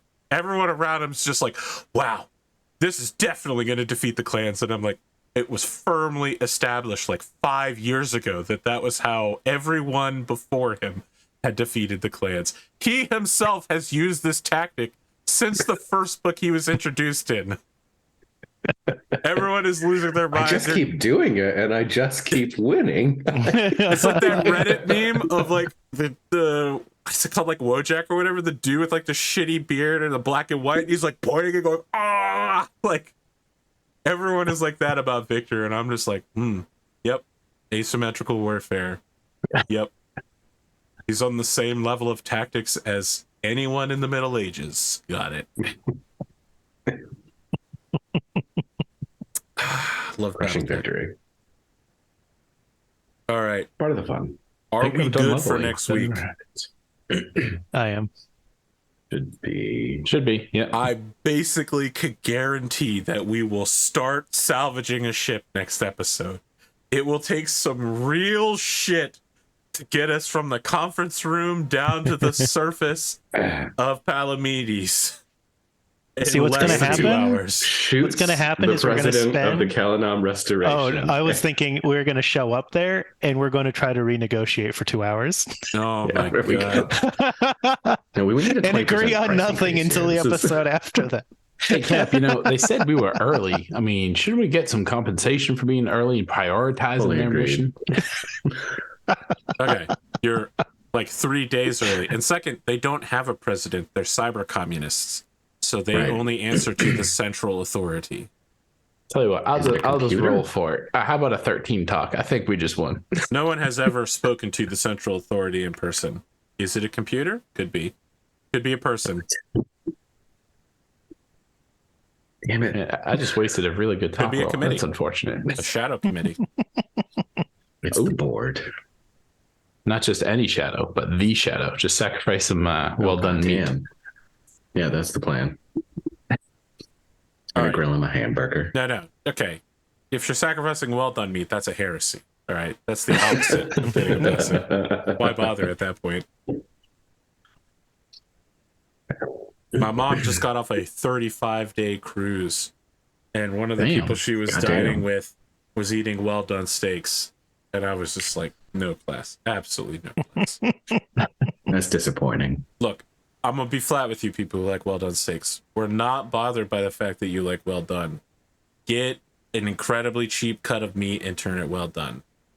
No one will care. The problem is when you eat like a porterhouse well done, there's a butcher out there who spent hours learning how to dissect an animal, properly preparing it to look nice, getting this perfect cut, and then you decided to just fucking burn it to crisp.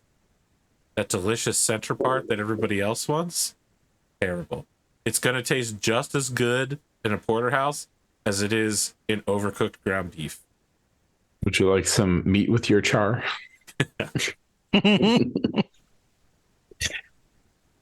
Oh wow. Soundwave claiming to be the central authority.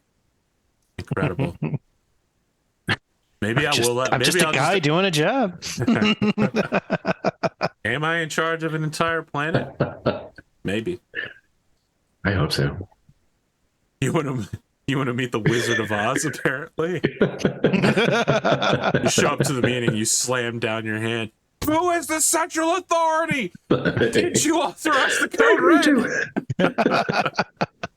red? And that's what we're going to do for 2 hours. Please no. Don't tempt us. Please Don't. no. We'll do it. We will pull the thread. We are all proud Solaris veterans. We are experts at derailing ourselves. I smell a curse. I immediately looked at Dunamis when you said that. Whoa. I didn't even say anything for the past 2 minutes. I know you didn't, but when it comes to derailing yourself, it's you, buddy. I mean, that is true. You're like, hey, Arthur, I've got a list of 10 things I want to do before the next episode. And I I'm just remember like, 5. Good luck.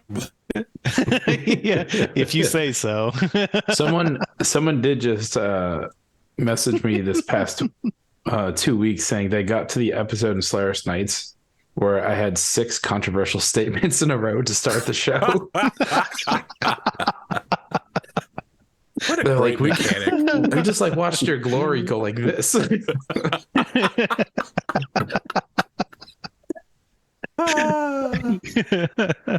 What a system. Only a madman could have written that. It was beautiful.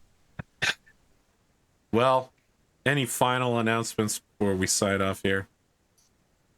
We'll just say the last Solaris Nights thing. I did a practice round Blood Bowl match with Omar yesterday. Yeah.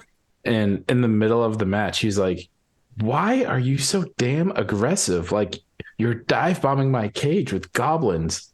Oh, wait, you're the asshole that piloted lights. Where aren't you? Sheesh. That's funny. Wow. Too funny. Well, Ratosaurus is now on that light train now that we're playing Alpha Strike. Nice. The whole cast of Blades of Honor is just like, hey man, lights are useful again. Get that movement factor or dodge factor. I don't know what it's called in Alpha Strike, but the TMM or whatever it is. TM? TMM? Yeah, TMM. Target movement modifier. Yeah, there we go. Or whatnot. All right. We'll be back next week to salvage a ship. And hey, guys, I know that there's been some really dark, disturbing stuff. Next week's episode is definitely going to come with a content warning. It's going to be real fucking brutal. It's going to be as bad as episode -1. Probably. Wow. Prepare yourself. Oh no. I mean, we're salvaging a ship. The ship's there for a reason, right? That's true. That's true. And nobody has asked any questions about why that ship is there. You bring up a we good didn't point. ask any questions about the Jace Bronwyn contract. I know either, that's our move. We habitually don't ask any questions when we ought to, and It we ask should a be lot noted. of questions when it doesn't matter. You are specifically meeting with the client in a controlled environment to ask questions, right? They've summoned you so that you can get on the same page as them. I thought they hired us because we don't ask questions. No, it's because we Jace have Bronwyn expertise. hired you because you don't ask questions. These people hired There you you go. because you're the only people that will work for them. And you did just finish saying this is basically a blacklisted planet because it's like a criminal organization now. Mhm. Good. And they've Yeah, but told everybody. you that they have authority over another planet. Mm-hmm. I'd like to send a message to Slicer and see what he's up to. It will take a long time to get to him. That's true. He's at least 2 jumps away. Maybe he'll just become my pen pal. Dear Slicer. That's right. They own Calamon, but you said that they claimed Palamedes, yep, which is where Palamedes, the salvaging job is. Gotcha. The Calanon Restoration is asking you to salvage a ship that's on another planet. I totally had questions about that, but Putting that together now. the way MINERVA read You're putting it, that together now? It's episode 12! You've had this job since episode 2! Oh my god! I couldn't have been more clear. The name of the planet is Calanom, and they want you to go to Palamedes. It's got a lot of plates that I'm spinning. Oh, shit! that's so funny. Yeah, The way of MINERVA course read this the job letter, is though. complicated as fuck. I was like, I don't think MINERVA read this out loud, so we're gonna say Van-Vee doesn't know anything about this. You just heard there's a salvaging job, and you were like, all right, I'm in. Hey, that's what we do. That's how I lost my last job. Dun dun dun. 10,000 foot stare. You know, I should jump in with both feet on this one. I've been holding off. Have you? Have you been holding off? The man who has summoned 2 shadows in very short order. Maybe. I also want to be clear that the scene at the beginning of the show was the scene of you and the shadow, the first conversation you had with a different shadow. True. But there was no shadow in it. It was just you stabbing yourself. That's also true. You need one of those god weapons, whatever they're called. Oh, that's interesting. Yeah, because the scene was like assumedly like videotaped, or you know, like a video feed versus MINERVA being in person and being able to see it. Minerva's electronic. They see electronically. Right. That's weird. That is, isn't it? Like, there's Van-Vee nothing- yelled for you when he did. Like there's no psionic angle. There's like everything has to be, anything that MINERVA is observing has to be purely physically observable. At least until you get an organic chassis. Yeah. You know, just like Fairy got herself some organic chassis. Very normal. It's just chassis is a weird term. Is it? Wow, I never considered that. Hey guys, we'll be back next week. We'll see you then.